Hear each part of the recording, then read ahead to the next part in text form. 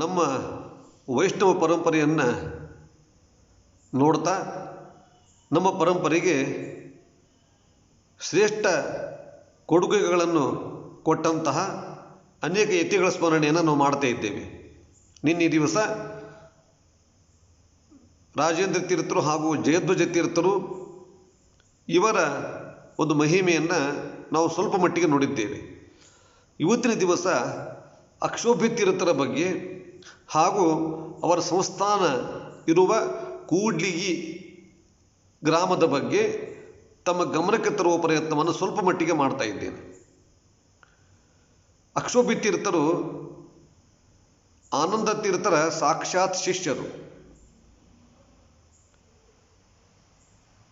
ಇವರು ಮುಂದೆ ಅವರಿಂದ ಆಶ್ರಮ ಪಡೆದ ನಂತರ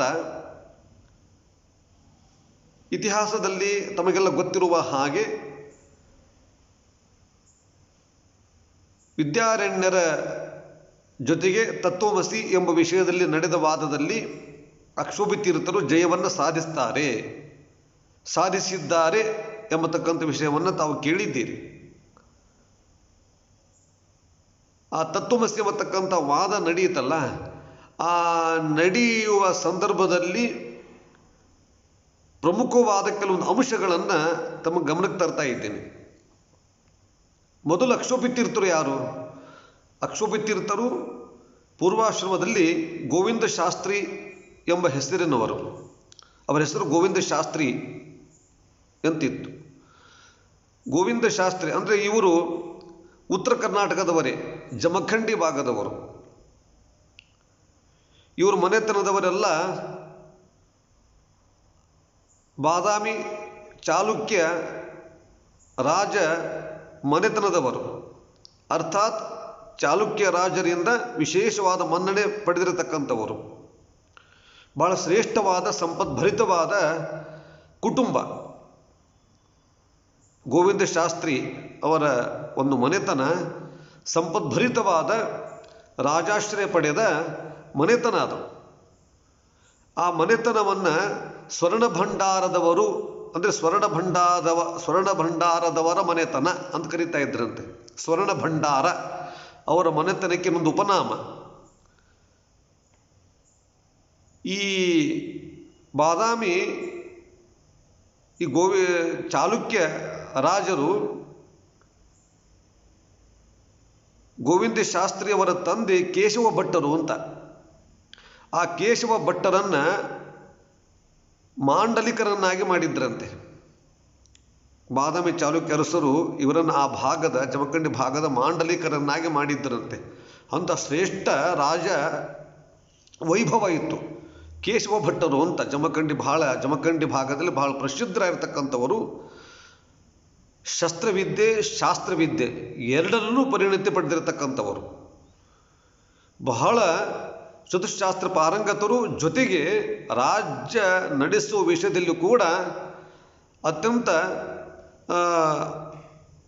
ಸಾಧನೆಯನ್ನು ಮಾಡಿರ್ತಕ್ಕಂಥವರು ಕೇಶವ ಭಟ್ಟರು. ರಾಜಮನೆತನ, ಅಂತಃಪುರ, ಅರಮನೆಯ ವೈಭವ, ಸೈನ್ಯ ಎಲ್ಲ ಇರತಕ್ಕಂತಹ ಮಾಂಡಲಿಕರಾಗಿರತಕ್ಕಂಥವರು ಕೇಶವ ಭಟ್ಟರು. ಆ ಕೇಶವ ಭಟ್ಟರು ತುಂಬ ಚೆನ್ನಾಗಿ ತಮ್ಮ ರಾಜ ಶಾಸನವನ್ನು ಮಾಡ್ತಾ ಅತ್ಯುತ್ತಮವಾಗಿ ನಡೆಸಿಕೊಂಡು ಬರ್ತಾರೆ. ಕಾಲಕ್ರಮದಲ್ಲಿ ಅವರಿಗೆ ಹೆಚ್ಚಿನ ಸಾಧನೆ ಮಾಡಬೇಕು ಅಂತ ಅನಿಸಿ ಮಗ ಗೋವಿಂದ ಶಾಸ್ತ್ರಿಗೆ ರಾಜ್ಯ ಭಾರವನ್ನು ಒಪ್ಪಿಸಿಕೊಡ್ತಾರೆ. ಗೋವಿಂದ ಶಾಸ್ತ್ರಿಗಳಿಗೆ ಈ ಗೋವಿಂದ ಶಾಸ್ತ್ರಿಗಳು ಕೂಡ ಅತ್ಯುತ್ತಮ ರೀತಿಯಲ್ಲಿ ಶಾಸನ ಸೂತ್ರವನ್ನು ಕೈಗೆ ತೆಗೆದುಕೊಂಡು ಮಾಂಡಲಿಕರಾಗಿ ಚೆನ್ನಾಗಿ ರಾಜ್ಯದ ವ್ಯವಹಾರವನ್ನು ಮಾಡ್ತಾರೆ. ಇವರ ಮನೆತನದಲ್ಲಿ ವಿಶೇಷತೆ ಏನು ಅಂತಂದರೆ, ರಾಜವೈಭವದ ಜೊತೆಗೆ ಅತ್ಯಂತ ಸಂಪದ್ಭರಿತವಾದ ಧನಕನಕಾದಿಗಳಿಗೆ ಸಂಪತ್ತು ತುಂಬಿದ್ರೂ ಕೂಡ ಅಧ್ಯಾತ್ಮ ವಿದ್ಯೆಯಲ್ಲಿ ಹೆಚ್ಚು ಒಲವು ಇತ್ತು ಅವರಿಗೆ. ಮಾಂಡಲಿಕರು ಆಗಿದ್ದರು, ಆಧ್ಯಾತ್ಮ ವಿದ್ಯೆಯಲ್ಲಿ ಕೋವಿದರು ಆಗಿದ್ದರು. ಗರ್ವ ಇರಲಿಲ್ಲ, ವಿನಯ ಇತ್ತು. ರಾಜರಾಗಿದ್ದರೂ ಕೂಡ ಆಧ್ಯಾತ್ಮ ವಿದ್ಯೆ ಸಾಧಕರು ಅಂತ ಗುರುತಿಸಿಕೊಂಡಿದ್ದು ವಿಶೇಷ. ಶಸ್ತ್ರವಿದ್ಯೆ ಮತ್ತು ಶಾಸ್ತ್ರವಿದ್ಯೆಯಲ್ಲಿ ಪಾರಂಗತೆ ಪರಿಣಿತಿಯನ್ನು ಪಡೆದಿರತಕ್ಕಂಥವರು ಗೋವಿಂದ ಶಾಸ್ತ್ರಿಗಳು. ಅಷ್ಟು ವೈಭವ. ಅಕ್ಷೋಭ್ಯ ಗೋವಿಂದ ಶಾಸ್ತ್ರಿಗಳೇ ಮುಂದೆ ಅಕ್ಷೋಭ್ಯ ತೀರ್ಥರಾಗಿದ್ದು. ಅಂದರೆ ಎಂತಹ ಸಂಪತ್ತನ್ನು ಅವರು ತ್ಯಾಗ ಮಾಡಿ ಆಶ್ರಮ ಸ್ವೀಕರಿಸಿದ್ದಾರೆ ಎಂಬುದನ್ನು ನಾವು ಗಮನಿಸಬೇಕಾಗ್ತದೆ. ಈ ಗೋವಿಂದ ಶಾಸ್ತ್ರಿಗಳು ಮಾಂಡಲಿಕರಾಗಿ ಅತ್ಯಂತ ವೈಭವದಿಂದ ಇದ್ದ ಕಾಲ ಅದು. ಅಂದರೆ 13ನೇ ಶತಮಾನದ ಸಂದರ್ಭ. ಒಮ್ಮೆ ಅವರಿಗೆ ಅನಿಸಿತು, ಇದ್ದಕ್ಕಿದ್ದ ಹಾಗೆ ಒಂದು ಸಾಧನೆ ಮಾಡಬೇಕು, ಈ ರಾಜ್ಯದ ವ್ಯವಹಾರ ಸಾಕು, ಈ ಐಷಾರಾಮಿ ಜೀವನದಿಂದ ಎಷ್ಟು ತಾನೇ ನಾವು ಕಾಲ ಕಳಲಿಕ್ಕೆ ಸಾಧ್ಯ, ಇನ್ನು ಹೆಚ್ಚಿನ ಸಾಧನೆ ಮಾಡಬೇಕು, ತಪಸ್ಸು ಮಾಡಬೇಕು ಅಂತ ಅವರ ಗಮನಕ್ಕೆ ಬಂತು. ಅವರಿಗೆ ಅನಿಸಿತಂತೆ. ಯಾಕೋ ವಿರಕ್ತಿ ಬಂತು ಅವರಿಗೆ ರಾಜ ವೈಭವದ ಬಗ್ಗೆ, ಈ ಮಾಂಡಲಿಕತನದ ಹೊಣೆಗಾರಿಕೆಯ ಬಗ್ಗೆ. ಆ ಸಂಪತ್ತನ್ನು ಕಂಡು ಅವರಿಗೆ ಏನೋ ಒಂದು ವಿರಕ್ತಿ ಬಂತು. ಸಾಕಿಯುವುದು, ಇನ್ನಿದು ಸಾಕು, ನಾವು ಹೆಚ್ಚಿನ ಸಾಧನೆ ಮಾಡಬೇಕು ಅಂತ ಗೋವಿಂದ ಶಾಸ್ತ್ರಿಗಳಿಗೆ ಅನಿಸಿತಂತೆ. ಮತ್ತು ಇನ್ನೂ ಒಂದು ವಿಷಯ ಅಂತಂದರೆ, ಆಗ ರಾಜಕೀಯ ವಿಪ್ಲವ ಕಾಲ. ಯವನರ ದಾಳಿಯಿಂದ ಬಹಳಷ್ಟು ತೊಂದರೆಗಳಾಗ್ತಾ ಇತ್ತವಾಗಿ. ಅವರು ಗೋವಿಂದ ಶಾಸ್ತ್ರಿಗಳು ನೋಡಿರುವ ಸಂದರ್ಭದಲ್ಲೇ, ಅವರ ಕಾಲಘಟ್ಟದಲ್ಲೇ ಎಷ್ಟೋ ಅರಸರು ಮಣ್ಣು ಮುಕ್ಕಿ ಹೋದರು. ಎಂತಹ ಕೋಟೆಗಳನ್ನು ಕಟ್ಟಿದ ಮಹಾರಾಜರುಗಳು, ಐಷಾರಾಮಿ ಬದುಕು ನಡೆಸ್ತಕ್ಕಂತಹ ಅರಮನೆ ಅಂತಃಪುರ ಚತುರಂಗ ಸೈನ್ಯಗಳಿಂದ ವೈಭವದಿಂದ ಇರ್ತಾ ಇದ್ದ ರಾಜರು ಯವನರ ದಾಳಿಗೆ ತತ್ತರಿಸಿ ಹೋಗಿದ್ದಾರೆ. ತತ್ತರಿಸಿ ಹೋಗುತ್ತಿದ್ದ ಸಮಯ ಅದು. ಶ್ರೀಮಂತ ರಾಜರು ಬೆಳಗ್ಗೆ ಏಳುವಷ್ಟೊತ್ತಿಗೆ ರಾಜ್ಯವನ್ನು ಕಳೆದುಕೊಂಡು ಬೀದಿಗೆ ಬಂದಂಥ ಪ್ರಸಂಗಗಳಿದೆ. ಆ ರೀತಿ ಯವನರ ದಾಳಿ ಆಗ್ತಾ ಇತ್ತು.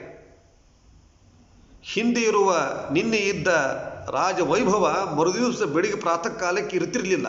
ಅಷ್ಟು ಒಂದು ದಾಳಿ.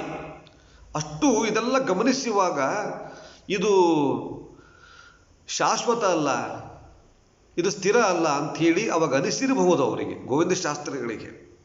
ನಾನು ಇದರಲ್ಲಿ ಮುಂದುವರಿಯುವುದನ್ನು ಮಾಡದೇನೆ ಹೆಚ್ಚು ಸಾಧನೆ ಮಾಡಬೇಕು ಅಂತ ಗೋವಿಂದ ಶಾಸ್ತ್ರಿಗಳು ಅನಿಸಿ ತಪಸ್ಸು ಮಾಡಬೇಕು ಅಂತ ಅನಿಸಿತಂತೆ. ಆಧ್ಯಾತ್ಮ ವಿದ್ಯೆಯನ್ನು ಸಾಧನೆ ಮಾಡಬೇಕು, ಕಲಿಯಬೇಕು, ಆತ್ಮತತ್ವಜ್ಞಾನದ ಬಗ್ಗೆ ಹೆಚ್ಚು ವಿಷಯವನ್ನು ತಿಳಿದುಕೊಳ್ಳಬೇಕು ಅಂತ ಗೋವಿಂದ ಶಾಸ್ತ್ರಿಗಳು ಅನಿಸಿ ಯಾರನ್ನು ಸಂಪರ್ಕ ಮಾಡಬೇಕು ಅಂತ ಅನಿಸುವಾಗ, ಅದೇ ಸಂದರ್ಭದಲ್ಲಿ ಪರಶುರಾಮ ಕ್ಷೇತ್ರದಲ್ಲಿ ಆಚಾರ್ಯ ಮಧ್ವರು ಇದ್ದ ವಿಷಯ ಅವರ ಗಮನಕ್ಕೆ ಬಂದಿದೆ. ಅವರ ದಿಗ್ವಿಜಯ, ಉತ್ತರ ಭಾರತ ಮೊದಲಾದ ಕಡೆ ಹೋಗಿ 2-3 ಬಾರಿ ಹೋಗಿ ದಿಗ್ವಿಜಯ ಮಾಡಿ ಬಂದ ಕಥೆಯನ್ನು ಅವರು ಕೇಳಿದ್ದಾರೆ, ವಿಷಯವನ್ನು ಕೇಳಿದ್ದಾರೆ. ಅವರ ಒಂದು ಜ್ಞಾನದ ಬಗ್ಗೆ, ಅವರ ಸಾಧನೆಯ ಬಗ್ಗೆ, ಅವರ ಪವಾಡಗಳ ಬಗ್ಗೆ ಅಪಾರ ಮಹಿಮೆ ಅವರ ಕಿವಿಗೆ ಬಿತ್ತು. ಪರಶುರಾಮ ಕ್ಷೇತ್ರದಲ್ಲಿ ಒಬ್ಬ ಯತಿಗಳಿದ್ದಾರೆ, ಆಚಾರ್ಯ ಮಧ್ವರು ಇದ್ದಾರೆ ಅಂಥೇಳಿ ಎಲ್ಲವನ್ನು ತೊರೆದು, ರಾಜವೈಭವವನ್ನು ತೊರೆದು ಸೀದಾ ಉಡುಪಿಗೆ ಬಂದು ಶ್ರೀಮದ್ ಆಚಾರ್ಯರ ಶಿಷ್ಯರಾಗ್ತಾರೆ. ನೋಡಿ, ಇರುವ ಭಾಗ್ಯವನ್ನು ತೊರೆದು ವಿರಕ್ತರಾಗಿ ಶ್ರೀಮದ್ ಆಚಾರ್ಯರ ಬಳಿಗೆ ಬಂದು ಶಿಷ್ಯರಾಗಿ ಸೇರಿಕೊಳ್ಳುತ್ತಾರೆ. ಇವರು ಬರುವ ಮೊದಲೇ ಇವರಿಗಿಂತ ಹಿರಿಯರಾದ ಅಥವಾ ತಮ್ಮ ದೇಶದ 2 ವ್ಯಕ್ತಿಗಳಿದ್ದರು. ಶ್ಯಾಮಶಾಸ್ತ್ರಿ, ವಿಷ್ಣುಶಾಸ್ತ್ರಿಗಳು ಈಗಾಗಲೇ ಇದ್ದು ಆಚಾರ್ಯರ ಶಿಷ್ಯರಾಗಿ ಆಶ್ರಮ ಸ್ವೀಕಾರ ಮಾಡಿದ್ದಾರೆ. ಅವರೂ ಆ ವಿಷಯವನ್ನು ತಿಳ್ಕೊಂಡಿದ್ದಾರೆ. ಶ್ಯಾಮಶಾಸ್ತ್ರಿಯವರು ಮುಂದೆ ಅವರು ಪದ್ಮನಾಭ ತೀರ್ಥರಾಗ್ತಾರೆ. ವಿಷ್ಣುಶಾಸ್ತ್ರಿಯವರು ನರಹರಿ ತೀರ್ಥರಾಗ್ತಾರೆ. ಹೀಗೆ ತಮ್ಮ ದೇಶದವರೇ ಈಗಾಗಲೇ ಆಚಾರ್ಯರ ಶಿಷ್ಯತ್ವವನ್ನು ವಹಿಸಿ ಸಾಧನೆ ಮಾಡಿದ್ದನ್ನು ಅವರ ಗಮನಿಸಿ ತಾವು ಅವರು ಶಿಷ್ಯರಾಗಬೇಕು ಅಂತೇಳಿ ಆಚಾರ್ಯರ ಶಿಷ್ಯರಾಗ್ತಾರೆ. ಅವರ ಬಳಿಯೇ ಇದ್ದು ಅತ್ಯಂತ ನಿಷ್ಠೆಯಿಂದ ಆಚಾರ್ಯರು ಇವರ ಭಕ್ತಿಯನ್ನು ಕಂಡು 37 ಗ್ರಂಥಗಳ ತಾವು ರಚಿಸಿದ ಅಷ್ಟೂ ಗ್ರಂಥಗಳ ಪಾಠವನ್ನು ಹೇಳ್ತಾರೆ. ತರ್ಕ ವೇದಾಂತ ವ್ಯಾಕರಣ ಮೀಮಾಂಸಾ ಚತುಶಾಸ್ತ್ರಗಳಲ್ಲಿ ಆ ಸ್ವಲ್ಪ ಸಮಯದಲ್ಲೇ ಅತ್ಯಂತ ಅತ್ಯುತ್ತಮ ಪರಿಣಿತಿಯನ್ನು ಪಡೆಯುತ್ತಾರೆ. ಇವರಿಗೆ ಈ ಗೋವಿಂದ ಶಾಸ್ತ್ರಿಗಳಿಗೆ ಅವರ ಭಕ್ತಿಯನ್ನು ಅವರ ನಿಷ್ಠೆಯನ್ನು ಕಂಡು ಅತ್ಯಂತ ಪ್ರೀತಿಯಿಂದ ಕರುಣೆಯಿಂದ ಗೌರವದಿಂದ ತುಂಬ ಅಭಿಮಾನದಿಂದ ಅವರಿಗೆ ಆಶ್ರಮ ಕೊಟ್ಟು ಅಕ್ಷೋಭ್ಯ ತೀರ್ಥರು ಅಂತ ನಾಮಕರಣ ಮಾಡ್ತಾರೆ. ಅಂದರೆ ಯಾವ ಸಂದರ್ಭದಲ್ಲಿಯೂ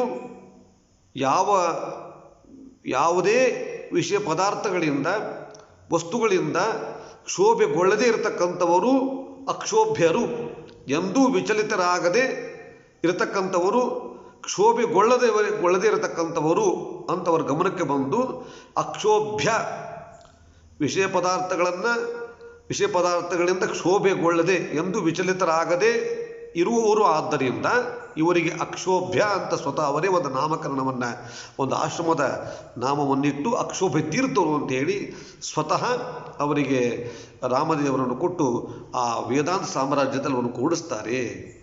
ನೋಡಿ, ಅಂದರೆ ಅಕ್ಷೋಭ್ಯ ತೀರ್ಥರು ಬರುವಾಗ ಎಂತಹ ಒಂದು ತ್ಯಾಗ ವಿರಕ್ತಿ, ಸ್ವತಃ ತಾವೇ ಹುಡುಕಿಕೊಂಡು ಬಂದಿದ್ದು. ಶ್ರೀಮದ್ ಆನಂದ ತೀರ್ಥರು ನನ್ನ ಮುಂದಿನ ಪೀಠಕ್ಕೆ ಯಾರು ಅಂತ ಹುಡುಕಿಕೊಂಡು ಹೋಗಿದ್ದಲ್ಲ. ಆನಂದ ತೀರ್ಥರು ಇದ್ದಲ್ಲಿಗೆ ಸ್ವತಃ ಈ ಜಮಖಂಡಿ ಭಾಗದಿಂದ ಅವರಿದ್ದಲ್ಲಿಗೆ ಹೋಗಿ ಕಲಿತಿರ್ತಕ್ಕಂಥವರು ಅಕ್ಷೋಭ್ಯ ತೀರ್ಥರು. ಅಂತಹ ಮಹಾನ್ ವಿರಕ್ತಿ ಅವರು. ಎಲ್ಲ ಸಂಪತ್ತನ್ನು ತ್ಯಾಗ ಮಾಡಿದವರು, ಆಗರ್ಭ ಶ್ರೀಮಂತರು, ತುಂಬಿ ತುಳುಕುವ ಸಂಪತ್ತನ್ನು ತ್ಯಾಗ ಮಾಡಿ ಬಂದಿರತಕ್ಕಂಥ ಮಹನೀಯರು ಅಕ್ಷೋಭ್ಯ ತೀರ್ಥರು. ತುಂಬ ಚೆನ್ನಾಗಿ ತಯಾರಾಗಿ ಮುಂದೆ ನಿಮಗೆ ವಿಷಯ ಸ್ವಲ್ಪ ನಿಮಗೆಲ್ಲ ಗೊತ್ತಿದೆ. ಎಲ್ಲ ಕಡೆ ದಿಗ್ವಿಜಯವನ್ನು ಮಾಡಿದರು. ಜಯತೀರ್ಥರಿಗೆ ಆಶ್ರಮ ಕೊಟ್ಟಿದ್ದಾರೆ. ತಾವು ಏನು ಆನಂದ ತೀರ್ಥರಿಂದ ಕಲಿತಿದ್ದಾರೆ ಅಷ್ಟೂ ವಿಷಯವನ್ನು ಜಯತೀರ್ಥರಿಗೆ ಪಾಠವನ್ನು ಹೇಳಿದ್ದಾರೆ. ಒಂದೂ ವಿಷಯವನ್ನು ಬಿಡದೇನೆ. ಅಂದರೆ ಜಯತೀರ್ಥರು ಅವರು ಬರೆದ ಟೀಕೆ, ಅವರು ಮಾಡುವ ವಾದದ ವೈಖರಿ, ಅವರು ತಯಾರಾದ ರೀತಿಯನ್ನು ನೋಡಿದರೆ ಅಕ್ಷೋಭ್ಯ ತೀರ್ಥರು ಎಷ್ಟರ ಮಟ್ಟಿಗೆ ಆನಂದ ತೀರ್ಥರಿಂದ ಕಲಿತಿರಬಹುದು ಅಂತ ಗೊತ್ತಾಗ್ತದೆ. ಅಷ್ಟು ವಿದ್ಯೆ ಜಯತೀರ್ಥರ ಒಂದು ಮಹಿಮೆಯನ್ನು ನೋಡಿದರೆ ಗೊತ್ತಾಗ್ತದೆ ಅವರು ತಯಾರು ಮಾಡಿದ ಗುರುಗಳು ಹೇಗಿದ್ದಾರೆ ಅಂತ. ಸರಿ, ಅಕ್ಷೋಭ್ಯ ತೀರ್ಥರು ಜಯತೀರ್ಥರನ್ನು ತಯಾರು ಮಾಡಿದ್ದು ಅವರು ದೊಡ್ಡ ಒಂದು ಜಯತೀರ್ಥಿರತಕ್ಕಂಥ ದೊಡ್ಡ ನಿಧಿಯನ್ನು ಮಾಧ್ವ ಸಮಾಜಕ್ಕೆ ಕೊಟ್ಟಂತಹ ಒಂದು ವಿಶೇಷವಾದ ಒಂದು ಕೊಡುಗೆ ಅಂದರೆ ಅಕ್ಷೋಭ್ಯ ತೀರ್ಥರದು. ದೊಡ್ಡ ನಿಧಿಯನ್ನೇ ಜಯತೀರ್ಥಿರತಕ್ಕಂಥ ನಿಧಿಯನ್ನು ನಮಗೆಲ್ಲ ಕೊಟ್ಟಿದ್ದಾರೆ. ಅಂದರೆ ಇಷ್ಟು ಒಂದು ಇರುವ ಎಲ್ಲ ಸಂಪತ್ತನ್ನು ತ್ಯಾಗ ಮಾಡಿ ಒಂದು ಮಧ್ವ ಸಿದ್ಧಾಂತವನ್ನೇ ನಾನು ಉಸಿರು ಅಂತ ಭಾವಿಸಿ ತಳಸ್ಪರ್ಶಿಯಾದ ಜ್ಞಾನವನ್ನು ಪಡೆದು ದಿಗ್ವಿಜಯ ಹೊರಟಿರ್ತಕ್ಕಂಥವರು ಅಕ್ಷೋಭ್ಯ ತೀರ್ಥರು. ಇರಲಿ, ನಂತರ ಎಲ್ಲ ಕಡೆ ದಿಗ್ವಿಜಯ ಮಾಡ್ತಾ ಬಂದರು. ಅನೇಕ ವಾದ್ಯಗಳನ್ನು ಗೆದ್ದರು. ಎಲ್ಲ ಭಾಗಗಳಲ್ಲಿ ಮಧ್ವ ಸಿದ್ಧಾಂತದ ಪ್ರಚಾರವನ್ನು ಮಾಡಿದರು. ಮಧ್ವ ಸಿದ್ಧಾಂತದ ಅದರ ಮರ್ಮ ಏನಿದೆ, ಅದರ ಸತ್ಯತೆ ಏನಿದೆ, ಅದನ್ನೆಲ್ಲವನ್ನು ಕೂಡ ಚೆನ್ನಾಗಿ ಸಾರಿದರು. ಆ ಕಾಲಘಟ್ಟದಲ್ಲಿ ಆ 13ನೇ ಶತಮಾನದ ಸಂದರ್ಭದಲ್ಲಿ ಅಂದರೆ 1312ರಲ್ಲಿ ಇವರಿಗೆ ಆಶ್ರಮ ಕೊಟ್ಟಿದ್ದು. ಆಶ್ರಮ ಆದ ನಂತರ ಮತ್ತು ಅದರ ಮೊದಲು ಅವರು ಕಂಡಂತಹ ಯಾರು ವಾದಿಗಳು ಅಂತಿದ್ದಾರೆ, ಅಂದರೆ ಅದ್ವೈತ ಆಗಿರ್ಬೋದು, ವಿಶಿಷ್ಟಾದ್ವೈತ ಆಗಿರ್ಬೋದು. ಇಲ್ಲಿ ವಾದ ಅಂತಂದರೆ ಹೊಡೆದಾಟ ಅಲ್ಲ, ವಿಷಯಗಳ ಮಂಡನೆ. ನಮ್ಮ ವಿಷಯವನ್ನು ಹಾಗೂ ಅದ್ವೈತ ವಿಷಯ ಹಾಗೂ ದ್ವೈತ ವಿಷಯದಲ್ಲಿ ಯಾವ ವಿಷಯ ಶ್ರೇಷ್ಠವಾಗಿದೆ ಎಂಬುದನ್ನು ನೋಡುವುದಕ್ಕೆ ವಾದ ಅಂತ ಹೇಳ್ತಾರೆ. ಈ ನಾವು ಹೊಡೆದಾಡುವ ರೀತಿಯ ವಾದಗಳಲ್ಲ. ವಾದ ಅಂದರೆ ಒಂದು ತಾತ್ವಿಕ ಚಿಂತನೆ. ಯಾವ ಸಿದ್ಧಾಂತ ಸರಿ, ಯಾವುದು ಸರಿಯಾದ ವಿಷಯವನ್ನು ನಮಗೆ ಹೇಳ್ತಾ ಇದೆ, ಯಾವ ಶಾಸ್ತ್ರ ಅಥವಾ ಯಾವ ವಿಷಯ ವೇದ ವಿಹಿತವಾಗಿದೆ, ಶಾಸ್ತ್ರಕ್ಕೆ ಸಮ್ಮತವಾಗಿದೆ, ವೇದಕ್ಕೆ ಸಮ್ಮತವಾಗಿದೆಯೋ ಇಲ್ಲವೋ, ಬ್ರಹ್ಮಸೂತ್ರಗಳಿಗೆ ಅದು ಸಮರ್ಪಕವಾದ ಅರ್ಥ ಆಗಿದೆಯೋ ಇಲ್ಲವೋ, ಇದರ ಬಗ್ಗೆ ಚರ್ಚೆ, ತಾತ್ವಿಕವಾದ ಚರ್ಚೆ, ಅದರ ಮಾತನ್ನು ಕರೀತಾರೆ. ಅದು ಈ ನಿಟ್ಟಿನಲ್ಲಿ ತಮಗೆ ಅನಿಸಿದ ವಿಷಯವನ್ನು ಹೇಳ್ತಾ ಯಾರು ತಪ್ಪು ಅರ್ಥಗಳನ್ನು ಮಾಡಿ ಇದೇ ಸರಿಯಾದ ಅರ್ಥ ಅಂತ ಯಾರು ಹೇಳ್ತಾ ಇದ್ರು ಅವನ್ನೆಲ್ಲ ಖಂಡಿಸಿ ಆಚಾರ್ಯರು ತಿಳಿಸಿರತಕ್ಕಂಥ ವಿಷಯ ಏನಿದೆ ಅದು ಸತ್ಯ, ದ್ವೈತ ಸಿದ್ಧಾಂತವೇ ಅದು ಸತ್ಯವಾಗಿದೆ ಎಂದು ತೋರಿಸ್ತಾ ಬಂದರು. ಇದು ದಿಗ್ವಿಜಯ ಬಹಳಷ್ಟು ಕಡೆ ಮಾಡ್ತಾ ಬಂದರು ಆ ಕಾಲದಲ್ಲಿ. ಹಾಗೆ ಮಾಡ್ತಾ ಮಾಡ್ತಾ ಮಾಡ್ತಾ ವಿಜಯನಗರದ ಕಡೆಗೆ ಬಂದರು. ವಿಜಯನಗರದ ಕಡೆಗೆ ಅವರು ಪ್ರಯಾಣ ಮಾಡ್ತಾ ಮಾಡ್ತಾ ಅಲ್ಲಿಂದ ಕೂಡ್ಲಿಗಿ ಭಾಗಕ್ಕೆ ಬರ್ತಾರೆ. ಕೂಡ್ಲಿಗಿ ಅಂದರೆ ತುಂಗಾ ಭದ್ರಾ ನದಿ ಸಂಗಮ ಆಗುವ ಸ್ಥಳ. ಆ ಕೂಡ್ಲಿಗಿ ಭಾಗಕ್ಕೆ ಅವರು ಬರ್ತಾ ಇದ್ದಾರೆ. ಇನ್ನು ಯಾಕೆ ವಿಷಯ ಹೇಳ್ತಿದ್ದೀನಿ ಅಂತಂದರೆ, ಇಲ್ಲಿ ಬಂದ ನಂತರ ತತ್ವಮಸಿ ಎಂಬ ವಾದದ ವಾಕ್ಯಾರ್ಥ ವಿದ್ಯಾರಣ್ಯರ ಜೊತೆಗೆ ಆಯಿತು ಅಂತ ನಾವು ಕೇಳ್ತೀವಿ ಇತಿಹಾಸದಲ್ಲಿ.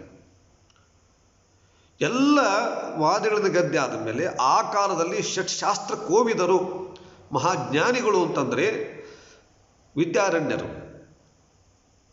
ಆ ಕಾಲದಲ್ಲಿರುವ ಎಲ್ಲ ರಾಜರುಗಳು ಅವರ ಶಿಷ್ಯರಾಗಿದ್ದರು. ಹೆಚ್ಚು ಅನುಯಾಯಿಗಳು, ಅಸಂಖ್ಯಾತ ಅನುಯಾಯಿಗಳು ವಿದ್ಯಾರಣ್ಯರಿಗೆ ಇದ್ದರು. ಅಂತಹ ವಿದ್ಯಾರಣ್ಯರ ಎದುರಿಗೆ ನಮ್ಮ ವಿಷಯವನ್ನು, ದ್ವೈತ ಸಿದ್ಧಾಂತವನ್ನು ಮಂಡನೆ ಮಾಡಬೇಕು. ಅವರು ಅದ್ವೈತಿಗಳು. ನಮ್ಮ ದ್ವೈತ ಸಿದ್ಧಾಂತವನ್ನು ಅವರ ಗಮನಕ್ಕೆ ತರಬೇಕು. ವಿದ್ಯಾರತ್ನದಂತಿರತಕ್ಕಂತಹ ಷಟ್ಶಾಸ್ತ್ರ ಕೋವಿದರಾದ ಆ ಕಾಲದ ಮಹಾಜ್ಞಾನಿಗಳಾದ ವಿದ್ಯಾರಣ್ಯರ ಮುಂದೆ ಈ ವಿಷಯವನ್ನು ಮಂಡನೆ ಮಾಡಿ ನಮ್ಮ ದ್ವೈತ ಸಿದ್ಧಾಂತ ಶ್ರೇಷ್ಠವಾಗಿದೆ ಅಂತ ಅವ್ರ ಮುಂದೆ ಹೇಳಿದರೆ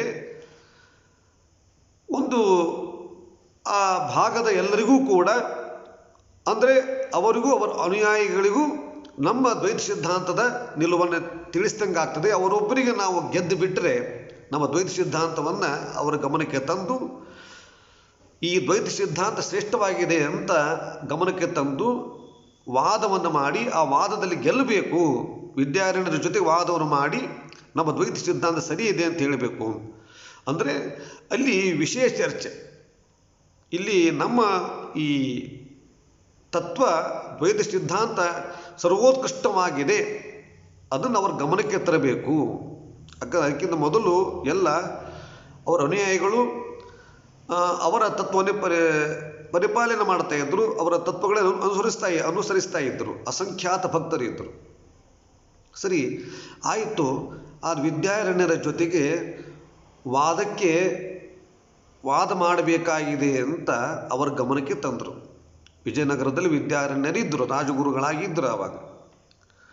ಆದರೆ ಇಲ್ಲಿ ಒಂದು ವಿಷಯ ಏನಾಗಿದೆ ಅಂತಂದರೆ, ಈಗಾಗಲೇ ವಿದ್ಯಾರಣ್ಯರಿಗೆ ಗೊತ್ತಿತ್ತು ಅನೇಕ ಅದ್ವೈತ ಪಂಡಿತರನ್ನು ಸೋಲಿಸಿ ದಿಗ್ವಿಜಯ ಮಾಡ್ತಾ ಬಂದಿರತಕ್ಕಂಥವರು ಅಂತ ಅಕ್ಷೋಭಿತೀರ್ಥರ ಬಗ್ಗೆ ಈಗಾಗಲೇ ಅವರ ಗಮನಕ್ಕೆ ಬಂದಿದೆ. ವಿದ್ಯಾರಣ್ಯರನ್ನು ವಾದಕ್ಕೆ ಕರೀತಾರೆ.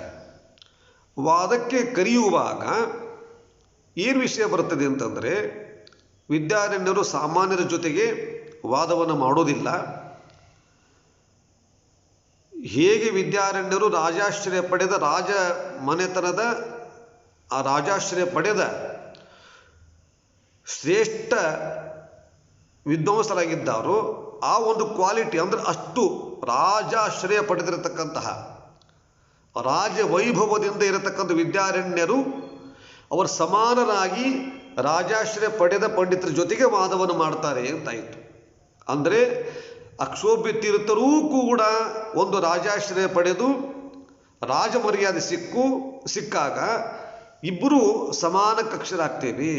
ವಿದ್ಯಾರಣ್ಯರು ಈಗಾಗಲೇ ಅತ್ಯಂತ ಶ್ರೇಷ್ಠ ರಾಜ ಮರ್ಯಾದೆಯನ್ನು ರಾಜಾಶ್ರಯವನ್ನು ಪಡೆದುಕೊಂಡು ಅನೇಕ ರಾಜರಿಂದ ಸನ್ಮಾನಿತರಾಗಿರ್ತಕ್ಕಂಥವರು, ದೊಡ್ಡ ಮಟ್ಟದಲ್ಲಿರ್ತಕ್ಕಂಥವರು. ಸೊ ಆ ಮಟ್ಟದಲ್ಲಿರ್ತಕ್ಕಂತಹ ಅವರ ಜೊತೆಗೆ ಮಾತ್ರ ಅವರು ವಾದವನ್ನು ಮಾಡ್ತಾರೆ ಅಂತ ವಿಷಯ ಬರ್ತದೆ.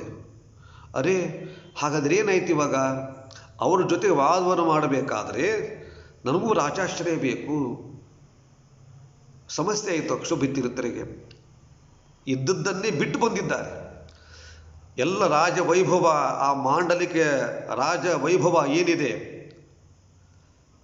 ಬಾದಾಮಿ ಚಾಲುಕ್ಯ ಅರಸರು ಕಾಲದ ಅವರು ಈ ಸ್ವರ್ಣ ಭಾಂಡಾದವರು ಮನೆತನಕ್ಕೆ ವಹಿಸಿಕೊಂಡು ಮಾಂಡಲಿಕನನ್ನಾಗಿ ಮಾಡಿದಾಗ ಇದ್ದಂಥ ವೈಭವವನ್ನು ಧನಕನಕಾದಿ ಸಂಪತ್ತುಗಳದ್ದು ಬೇಡ ಅಂತ ಬಿಟ್ಟು ಬಂದವರು ವಿರಕ್ತರು.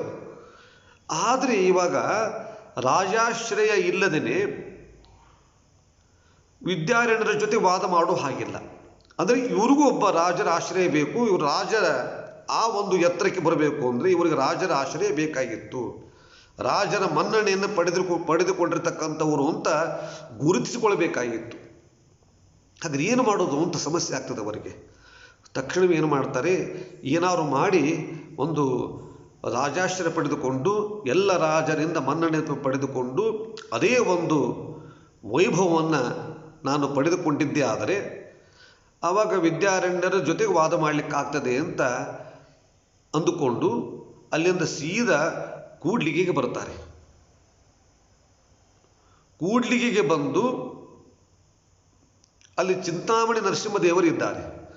ಆ ಚಿಂತಾಮಣಿ ನರಸಿಂಹದೇವರನ್ನು ಕುರಿತು ತಪಸ್ಸು ಮಾಡ್ತಾರೆ. ಈ ತಪಸ್ಸು ಮಾಡಿದ್ದು ರಾಜವೈಭವ ಬೇಕು ಅಂತಲ್ಲ. ತಪಸ್ಸು ಮಾಡಿದ ಈ ಸಮಸ್ಯೆಯನ್ನು ಹೇಗಾದ್ರು ಪರಿಹಾರ ಮಾಡಪ್ಪ ಅಂಥೇಳಿ ಆ ಚಿಂತಾಮಣಿ ನರಸಿಂಹದೇವರನ್ನು ಕುರಿತು ಆ ಅಶ್ವತ್ಥ ಗಿಡದ ಕೆಳಗೆ ಕುಳಿತು ತಪಸ್ಸು ಮಾಡಿದರಂತೆ. ದೇವರನ್ನು ಕೇಳಿಕೊಂಡ್ರಂತೆ. ಅಂದರೆ ನಾನು ಹೇಗಾದರೂ ಒಂದು ರಾಜಾಶ್ರಯ ಪಡೆದು ರಾಜಮನ್ನಣೆ ಪಡೆದ ವಿದ್ವಾಂಸರು ಅಂತ ಆಗಿ ನನ್ನ ಜೊತೆಗೆ ಹಾಗೂ ವಿದ್ಯಾರಣ್ಯರ ಜೊತೆಗೆ ವಾದ ನಡೀಬೇಕು. ಅವರು ಮುಂದೆ ದ್ವೈತ ಸಿದ್ಧಾಂತವನ್ನು ಮಂಡಿಸಬೇಕು. ಅದಕ್ಕೆ ಏನಾದ್ರು ಒಂದು ಅವಕಾಶ ಮಾಡಿಕೊಡಬೇಕು ಅಂತ ದೇವರಲ್ಲಿ ಕೇಳಿದ್ದು ಹೊರತುನು ಅಲ್ಲಿ ತಪಸ್ಸು ಮಾಡಿದ್ದು ರಾಜವೈಭವಕ್ಕಲ್ಲ. ರಾಜಮನ್ನಣೆ ದೊರೆಯುವಂತಾಗಿ ನನಗೆ ದ್ವೈತ ಸಿದ್ಧಾಂತದ ಒಂದು ಮಂಡನೆ ಮಾಡಿ ಅದರಲ್ಲಿ ಗೆಲುವನ್ನು ಸಾಧಿಸಬೇಕು. ಇದಕ್ಕೆ ಹಾದಿ ನೀನೇ ತೋರಿಸಬೇಕು ಅಂಥೇಳಿ ಅಕ್ಷೋಭಿತ್ತಿರುತ್ತರು ಕೂಡ್ಲಿಗೆಗೆ ಬಂದು ಆ ಆಲದ ಮರದ ಗಿಡದ ಕೆಳಗೆ ತಪಸ್ಸು ಮಾಡ್ತಾರೆ. ಅಲ್ಲಿರ್ತಕ್ಕಂತಹ ಕೂಡ್ಲಿಗೆಯಲ್ಲಿ ಚಿಂತಾಮಣಿ ನರಸಿಂಹದೇವರಿದ್ದಾರೆ. ತುಂಗಭದ್ರಾ ಸಂಗಮ ಕ್ಷೇತ್ರ, ಪುಣ್ಯಕ್ಷೇತ್ರ. ಚಿಂತಾಮಣಿ ನರಸಿಂಹದೇವರನ್ನು ಕುರಿತು ತಪಸ್ಸು ಮಾಡ್ತಾರೆ. ಹಾಗೆ ತಪಸ್ಸು ಮಾಡುವಾಗ ಆ ಮರದ ಕೊಂಬೆಯ ಮೇಲೆ ಒಂದು ಕಪಿ ಬಂದು ನೇರಳೆ ಹಣ್ಣು, ನೀರಿನ ಹಣ್ಣು ಅಂತ ಕರಿತೀವಲ್ಲ, ನೀಲಗಿರಿ ಹಣ್ಣು, ಆ ನೀಲಗಿರಿ ಹಣ್ಣಿನಷ್ಟು ಗಾತ್ರ ಇರತಕ್ಕಂತಹ 2 ಸಾಲಿಗ್ರಾಮಗಳನ್ನು ಇವರ ಉಡಿಗೆ, ಅಂದರೆ ಏನು ಅಕ್ಷೋಭತ್ತಿ ತಪಸ್ಸು ಕುಳಿತಿದ್ದಾರಲ್ಲ ಅವರ ಉಡಿಯಲ್ಲಿ, ಅಂದರೆ ಶಾಲಿನ ಒಂದು ಉಡಿಯಲ್ಲಿ 2 ಸಾಲಿಗ್ರಾಮಗಳನ್ನು ಆ ಕಪಿ ಬಂದು ಹಾಕುತ್ತೆ. ಆ ಕೋತಿ ಆ ಮರದ ಮೇಲೆ ಒಂದು ಕೋತಿ ಬಂದು 2 ಸಾಲಿಗ್ರಾಮಗಳನ್ನು, ನೇರಳೆ ಹಣ್ಣಿನ ಗಾತ್ರದ 2 ಸಾಲಿಗ್ರಾಮಗಳನ್ನು ಇವರು ಉಡಿಲಿ ಹಾಕ್ತಾರೆ. ಆಶ್ಚರ್ಯವಾಯಿತು ಅವರಿಗೆ. ಕೋತಿ ಅಂದರೆ ಸಾಕ್ಷಾತ್ ಪ್ರಾಣದೇವರು ಆಂಜನೇಯನೇ ಬಂದು 2 ಸಾಲಿಗ್ರಾಮಗಳನ್ನು ಅವರ ಉಡಿಗೆ ಹಾಕಿ ಹೊರಟೋದ್ರಂತೆ. ಅವತ್ತು ರಾತ್ರಿ ಕನಸಲ್ಲಿ ಆಂಜನೇಯ ಮುಖ್ಯ ಪ್ರಾಣದೇವರು ಬಂದು ಮುಂದೆ ಆಗುವ ವಿಷಯಕ್ಕೊಂದು ಮಾರ್ಗದರ್ಶನ ಮಾಡಿದರಂತೆ. ಯಾಕೆ ಹೇಳ್ತಿದ್ದೀನಿ ಅಂತಂದರೆ, ತತ್ವಮಸಿ ವಾದ ನಡೀತು ಅಂತ ನಾವೇನು ಕೇಳ್ತಿದ್ದೇವಲ್ಲ, ಅದರ ಹಿಂದಿಷ್ಟು ವಿಷಯ ಇದೆ. ಅದಕ್ಕಾಗಿ ತಪಸ್ಸು ಮಾಡಿದ್ದಾರೆ. ಚಿಂತಾಮಣಿ ನರಸಿಂಹದೇವರು ಒಲಿಸಿಕೊಂಡಿದ್ದಾರೆ. ಆ ತಪಸ್ಸಿಗೆ ಮೆಚ್ಚಿ ಕೋತಿಯೇ 2 ನೇರಳೆ ಹಣ್ಣಿನ ಗಾತ್ರದ 2 ಸಾಲಿಗ್ರಾಮಗಳನ್ನು ಕೊಟ್ಟಿದ್ದಾರೆ. ಮರುದಿವಸ ಆ ಕನಸಲ್ಲಿ ರಾತ್ರಿಗೆ ಬಂದು, ನಾಳೆ ಈ ಭಾಗಕ್ಕೆ ಆನೆಗುಂದಿಯ ರಾಜ ಈ ಸ್ಥಳಕ್ಕೆ, ಅಂದರೆ ತೀರ್ಥಯಾತ್ರೆ ನಿಮಿತ್ತ ಹೊರಟಿರ್ತಕ್ಕಂಥ ಆನೆಗುಂದಿಯ ರಾಜ ಈ ಭಾಗಕ್ಕೆ ಬರ್ತಾನೆ. ಬಂದಾವಾಗ ಒಂದು ಸಾಲಿಗ್ರಾಮವನ್ನು ಅವನಿಗೆ ಕೊಡು, ಇನ್ನೊಂದು ಸಾಲಿಗ್ರಾಮವನ್ನು ನೀವು ಪೂಜೆಗೆ ಇಟ್ಟುಕೊಳ್ಳಿ ಅಂತ ಆ ಕನಸಲ್ಲಿ ಪ್ರಾಣದೇವರು, ಅಂದರೆ ಆಂಜನೇಯ ಬಂದು ಅವರಿಗೆ ಮಾರ್ಗದರ್ಶನ ಮಾಡ್ತಾರಂತೆ. ಮರುದಿವಸ ತೀರ್ಥಯಾತ್ರೆ ನಿಮಿತ್ತ ಬರ್ತಾ ಇರತಕ್ಕಂತಹ ಆನೆಗುಂದಿಯ ಮಹಾರಾಜ ಈ ತಪಸ್ವಿಗಳು ಇದ್ದಲ್ಲಿಗೆ ಬರ್ತಾನೆ. ತೀರ್ಥಯಾತ್ರೆ ಬಂದವಾಗ ಕೂಡ್ಲಿಗೆಗೆ ಬರ್ತಾನೆ. ಆ ಕೂಡ್ಲಿಗೆಗೆ ಬಂದ ಸಂದರ್ಭದಲ್ಲಿ ಆ ಆಲದ ಮರದ ಕೆಳಗೆ ಅಕ್ಷುಭಿತೀರ್ಥರು ಕುಳಿತಿರ್ತಾರೆ, ಪಾಠವನ್ನು ಹೇಳ್ತಿರ್ತಾರೆ, ಪ್ರವಚನ ಮಾಡ್ತಿರ್ತಾರೆ. ರಾಜನು ಅಲ್ಲಿ ಕುಳಿತು ಅವರ ಪಾಠ ಪ್ರವಚನವನ್ನು ಕೇಳಿ ಬಹಳ ಸಂತೋಷಪಟ್ಟು ಅವರ ಆ ವಿದ್ವತ್ ಪ್ರಭೆ, ಅವರ ವಿರಕ್ತಿ, ಅವರ ತಪೋಬಲ, ತೇಜಸ್ಸು ಎಲ್ಲವನ್ನು ಗಮನಿಸಿ ಬಹಳ ಸಂತೋಷವಾಯಿತು ಅವರಿಗೆ. ರಾಜ ಬಂದು ಬಹಳ ಭಕ್ತಿಯಿಂದ ನಮಸ್ಕಾರ ಮಾಡ್ತಾನೆ. ಇದು ವಿಜಯನಗರದ ಹಂಪಿ, ಆನೆಗುಂದಿ ಹಂಪಿ ಎರಡು ಬೇರೆ ಬೇರೆ. ವಿಜಯನಗರದ ರಾಜರು ಇದ್ದಾರೆ, ಆನೆಗುಂದಿಯ ರಾಜರು ಇದ್ದಾರೆ. ಈ ಆನೆಗುಂದಿಯ ರಾಜ ಅವರ ಬಳಿ ಬಂದು ನಮಸ್ಕಾರ ಮಾಡ್ತಾನೆ. ಗುರುಗಳು ಫಲಮಂತ್ರಾಕ್ಷತೆಯನ್ನು ಕೊಟ್ಟು ರಾಜನಿಗೆ ಹೇಳ್ತಾರೆ, ನಿನ್ನ ಮನಸ್ಸಲ್ಲಿರುವ ಸಂಕಟ ನನಗೆ ಅರ್ಥವಾಗ್ತದೆ.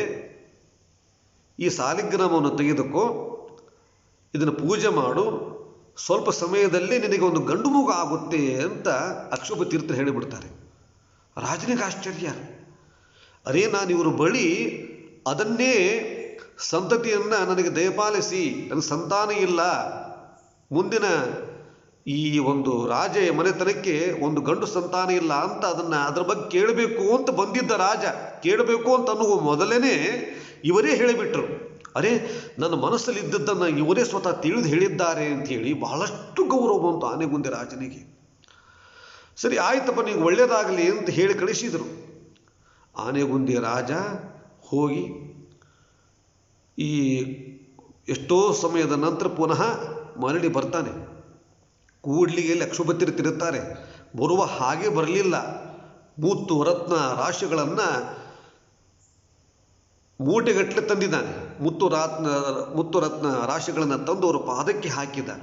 ಗಂಡು ಮಗುವನ್ನು ಅವರ ಪಾದದಲ್ಲಿಟ್ಟು, ನೀವು ಕೊಟ್ಟ ಸಾಲಿಗ್ರಾಮದಿಂದ ನನಗೆ ಒಂದು ಗಂಡು ಸಂತತಿಯಾಗಿದೆ, ಬಹಳ ಸಂತೋಷವಾಯಿತು ಅಂಥೇಳಿ ಬಹಳ ಸಂಭ್ರಮದಿಂದ ಖುಷಿಪಟ್ಟು ಆನೆಗುಂದಿ ರಾಜ, ನನಗೆ ಒಂದು ಪುತ್ರ ರತ್ನವನ್ನು ನೀವು ಕರುಣಿಸಿದ್ದೀರಿ ಅಂಥೇಳಿ ಅವರಿಗೆ ಅತ್ಯಂತ ಬಹಳಷ್ಟು ಧನ ಕನಕ ಮುತ್ತು ರತ್ನಗಳ ರಾಶಿಯನ್ನು ಅವರ ಪಾದದ ಬಳಿ ಇಡ್ತಾನಂತೆ. ತಾವು ಇದನ್ನು ಸ್ವೀಕರಿಸಬೇಕು ಅಂತ ಅಕ್ಷೋಭ ತೀರ್ಥರಿಗೆ ಹೇಳಿದರೆ, ಅರೇ, ನಾವು ಯತಿಗಳಪ್ಪ, ಈ ಮುತ್ತು ರತ್ನ ತೊಗೊಂಡು ನಾವೇನು ಮಾಡೋದು?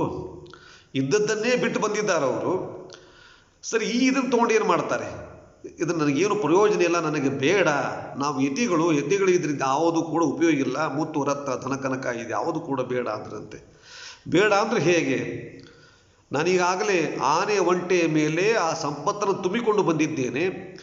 ಗಂಡು ಸಂತತಿ ಆದ ಕೂಡಲೇ ನಿಮಗಿಷ್ಟು ಕೊಡಬೇಕು ಅಂತ ಸಂಕಲ್ಪ ಮಾಡಿಬಿಟ್ಟಿದ್ದೇನೆ. ಆನೆ ಒಂಟೆ ಮೇಲೆ ಸಂಪತ್ತನ್ನು ತುಂಬಿಕೊಂಡು ಬಂದಿದ್ದೇನೆ. ನಿಮಗೆ ಕೊಡುವುದು ಒಂದು ಸಂಕಲ್ಪ ಮಾಡಿ ಆಗಿದೆ, ತಾವು ಸ್ವೀಕಾರ ಮಾಡಲೇಬೇಕು, ಮಾಡದಿದ್ದರೆ ಹೇಗೆ ಅಂತ ಕಳಕಳಿಯಾಗಿ ಪ್ರಾರ್ಥನೆ ಮಾಡ್ತಾನೆ. ವಿವಿಧ ರೀತಿಯಿಂದ ಪ್ರಾರ್ಥನೆ ಮಾಡುವಾಗ ಏನು ಮಾಡಿದರೂ ಕೂಡ ಅಕ್ಷೋಭ ತೀರ್ಥರು ಸ್ವೀಕಾರ ಮಾಡುವುದಿಲ್ಲ. ನಗತ ಹೇಳ್ತಾರೆ, ನನಗೆ ಕೊಡಬೇಕು ಸಂಕಲ್ಪ ಮಾಡಿದ್ಯಲ್ಲಪ್ಪ, ನಾನು ತಗೊಳ್ಳೋದಿಲ್ಲ. ಇಲ್ಲೇ ತುಂಗಾ ನದಿ ಇದೆ, ಆ ನದಿಗೆ ಹಾಕು ಅಂತ ಹೇಳಿಬಿಟ್ರಂತೆ. ಆಶ್ಚರ್ಯ ಆಯಿತು ರಾಜನಿಗೆ, ಆನೆಗುಂದಿ ರಾಜನಿಗೆ. ಅರೆ, ಅದನ್ನು ಈ ನದಿ ರಾಶಿಗೆ ಹಾಕಿಬಿಡು, ಈ ನದಿಗೆ ಅದನ್ನು ಹಾಕು ಅಂತ ಹೇಳಿಬಿಟ್ರಂತೆ. ರಾಜ ಅವರ ಮಾತಿನ ಒಳ ಮರ್ಮವನ್ನು ತಿಳಿದು ಅಷ್ಟೂ ಸಂಪತ್ತಿನಿಂದ ಆ ಕೂಡ್ಲಿಗೆ ಬಂದ ಯಾತ್ರಾರ್ಥಿಗಳಿಗೆ ಸ್ನಾನಕ್ಕೆ ಅನುಕೂಲವಾಗಲಿ ಅಂಥೇಳಿ ಕರಿಕಲ್ಲನ್ನು ಹಾಕಿ ಸ್ನಾನದ ಘಟ್ಟವನ್ನು ಕಟ್ಟಿಸಿದನಂತೆ. ಅಕ್ಷೋಭ ತೀರ್ಥರು ಅದನ್ನು ನದಿಗೆ ಹಾಕಿಬಿಡಪ್ಪ ಸಂಪತ್ತನ್ನು ಅಂತ ಹೇಳಿದ್ದನ್ನು ತಾನು ಅರ್ಥೈಸಿಕೊಂಡು ಸಾರ್ಥಕವಾಗಿ ಉಪಯೋಗ ಮಾಡಿಕೊಂಡ. ಅಕ್ಷೋಭ ತೀರ್ಥ ನದಿಗೆ ಹಾಕು ಅಂತ ಹೇಳಿದ್ದಾರೆ ಅಂತ ತಿಳಿದುಕೊಂಡು ಆ ಹಣವನ್ನೇ ಬಳಸಿಕೊಂಡು ಯಾತ್ರಾರ್ಥಿಗಳಿಗೆ ಅನುಕೂಲವಾಗಲಿ ಅಂತೇಳಿ ಒಳ್ಳೆ ಸುಂದರವಾದ ಕರಿಕಲ್ಲನ್ನು ಹಾಕಿಸಿ ಆ ಸಂದರ್ಭದಲ್ಲಿ ದೊಡ್ಡ ಒಂದು ಸ್ನಾನದ ಘಟ್ಟವನ್ನು ನಿರ್ಮಾಣ ಮಾಡಿ ಅವರ ಸೇವೆಯನ್ನು ಮಾಡಿದನಂತೆ ಆನೆಗುಂದಿ ರಾಜ. ಅಂದಿನಿಂದ ಅವನಿಗೆ ಆ ಅಕ್ಷೋಭ ತೀರ್ಥರಿಗೆ ರಾಜ ಮನ್ನಣೆ ಸಿಗಲಿಕ್ಕೆ ಪ್ರಾರಂಭ ಆಯಿತು. ಧನಗಳ ಜೊತೆಗೆ ಅವರ ಸೇವೆಗೆ ರಾಜವೈಭವ, ನೀವು ನಮ್ಮ ರಾಜ ಮನೆತನಕ್ಕೆ ಸಂಬಂಧಪಟ್ಟವರ ಆಸ್ಥಾನ ವಿದ್ವಾಂಸರು ಅಂಥೇಳಿ ಅವರಿಗೆ ಆನೆ, ಕುದುರೆ, ಚತುರಂಗ ಸೇನೆ ಮೊದಲಾದ ರಾಜ ವೈಭವ. ಅವರು ಅಕ್ಷೋಭ ತೀರ್ಥರು ಹೊರಟಿದ್ದಾರೆ ಯಾತ್ರೆ ಹೊರಟರು ಅಂತಂದರೆ ಅವರ ಮುಂದೆ ಆನೆ, ಕುದುರೆ, ಒಂಟೆಗಳು, ಚತುರಂಗ ಸೇನೆ ಎಲ್ಲ ಇರಬೇಕು. ಇಷ್ಟು ವೈಭವ ಬಂತು. ಚಿಂತಾಮಣಿ ನರಸಿಂಹದೇವರ ಅನುಗ್ರಹ, ಪ್ರಾಣದೇವರು ಕೊಟ್ಟಂತಹ ಏನೊಂದು ನೀಲಗಿರಿ ಹಣ್ಣಿನ ಗಾತ್ರದ ಸಾಲಿಗ್ರಾಮದ ಮಹಿಮೆ. ಇನ್ನೂ ಕೂಡ ಅಕ್ಷೋಭ ತೀರ್ಥರ ಸಂಸ್ಥಾನದಲ್ಲಿ ಆ ಸಾಲಿಗ್ರಾಮ ಇದೆ. ನೇರಳೆ ಹಣ್ಣಿನ ಗಾತ್ರದ ಚಿಂತಾಮಣಿ ನರಸಿಂಹದೇವರನ್ನು ತಪಸ್ಸು ಮಾಡಿದ ನಂತರ ಒಂದು ಕೋತಿ ರೂಪದಲ್ಲಿ ಬಂದು ಕೊಟ್ಟಂತಹ ಆ ನೇರಳೆ ಹಣ್ಣಿನ ಸಾಲಿಗ್ರಾಮ ಇನ್ನೂ ಕೂಡ ಅಕ್ಷೋಭ್ಯ ತೀರ್ಥರ ಒಂದು ಸಂಸ್ಥಾನದಲ್ಲಿ ಇದೆ. ತಾವು ಹೋದಾಗ ಆ ಪುಟ್ಟ ಸಾಲಿಗ್ರಾಮವನ್ನು ನಿಮಗೆ ಅವರು ತೋರಿಸ್ತಾರೆ.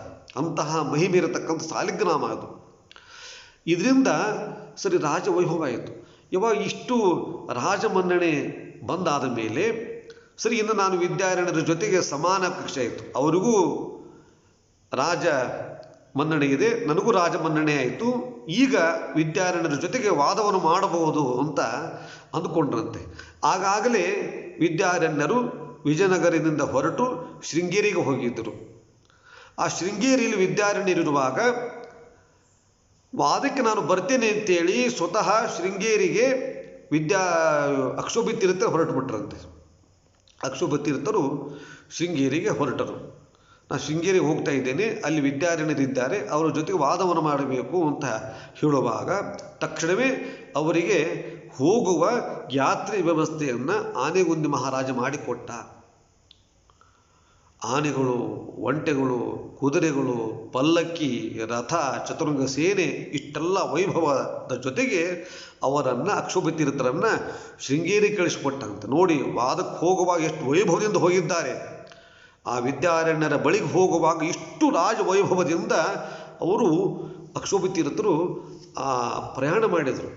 ಆ ಪ್ರಯಾಣ ಮಾಡುವಾಗ ಆ ಕೆಳದಿಯ ಅರಸು ಇಕ್ಕೇರಿಯ ಮಹಾರಾಜ ಇದ್ದ ಅಲ್ಲಿ. ಈ ವಿಜಯನಗರದ ಅರಸರು ಹಾಗೂ ಆನೆಗುಂದಿಯ ಅರಸು ಮಹಾರಾಜನಿದ್ದಾನೆ. ಆ ಇಕ್ಕೇರಿಯ ಮಹಾರಾಜನಿಗೆ ಆದೇಶ ಕೊಟ್ಟನಂತೆ, ಏನು ಈಗ ಅಕ್ಷೋಭ್ಯ ತೀರ್ಥರ ಜೊತೆಗೆ ಈ ಸೈನ್ಯ ಇತ್ಯಾದಿಗಳೇನಿದೆ ಅಷ್ಟೂ ಆ ಸೇನೆಯ, ಆ ಚತುರಂಗ ಸೇನೆಯ ಹಾಗೂ ಬಂದಂತಹ ಜನರ ಖರ್ಚು ವೆಚ್ಚಗಳನ್ನು ನೀ ನೋಡ್ಕೊಳ್ಬೇಕು ಅಂತ ಆದೇಶ ಕೊಟ್ಟು ಕಳಿಸಿದರಂತೆ. ಅಂದರೆ ಇಕ್ಕೇರಿಯ ಕೆಳದಿಯ, ಇಕ್ಕೇರಿಯ ಅರಸು, ಇಕ್ಕೇರಿಯ ಮಹಾರಾಜ ಅವರನ್ನು ಸ್ವಾಗತ ಮಾಡಿದನಂತೆ. ಅವರ ಖರ್ಚು ವೆಚ್ಚಗಳನ್ನು ನೋಡಿಕೊಂಡಂತೆ. ಇಷ್ಟು ಒಂದು ವೈಭವ ಅಕ್ಷೋಭ್ಯ ತೀರ್ಥರದು. ಸರಿ ಅಂತ ಆ ವಿದ್ಯಾರಣ್ಯರ ಬಳಿ ಶೃಂಗೇರಿಗೆ, ಅಂದರೆ ಶೃಂಗೇರಿಯ ಕಡೆಗೆ ಅಕ್ಷೋಭ್ಯ ತೀರ್ಥ ಹೊರಟಿದ್ದಾರೆ. ಅಕ್ಷೋಭ್ಯ ತೀರ್ಥರು ಹೋಗುವ ಸಂದರ್ಭದಲ್ಲಿ ವಿದ್ಯಾರಣ್ಯರ ಜೊತೆಗೆ, ವಿದ್ಯಾರಣ್ಯರ ಹತ್ತಿರ ಈ ವಿಜಯನಗರದ ಹರಿಹರರಾಯನ ಮಗನಾಗಿರತಕ್ಕಂಥ ಕುಮಾರರಾಮ ಅವರ ಬಳಿ ಇದ್ದ. ವಿದ್ಯಾರಣ್ಯರ ಬಳಿ ಕುಮಾರರಾಮ ಅಂದರೆ ವಿಜಯನಗರದ ಅರಸು ಹರಿಹರರಾಯನ ಪುತ್ರ ಆ ಕುಮಾರ ರಾಮರಾಯ ಅವರ ಬಳಿ ಇದ್ದ. ಅವರು ಅಲ್ಲಿರುವಾಗಲೇ ಅಕ್ಷೋಭ್ಯ ತೀರ್ಥರು ಅಲ್ಲಿಗೆ ಬರ್ತಾ ಇದ್ದಾರೆ. ಹೀಗೆ ವಾದಕ್ಕಾಗಿ ಬಂದಿದ್ದೇವೆ, ನಮ್ಮ ಜೊತೆ ವಾದ ನಡೆಯಬೇಕು ಅಂತ ಹೇಳಿ ಕಳಿಸಿಬಿಟ್ರು. ಯಾರಿಗೆ? ವಿದ್ಯಾರಣ್ಯರಿಗೆ. ಇಲ್ಲ ಅಂತ ಅಲ್ಲಿಕ್ಕಾಗೋದಿಲ್ಲ.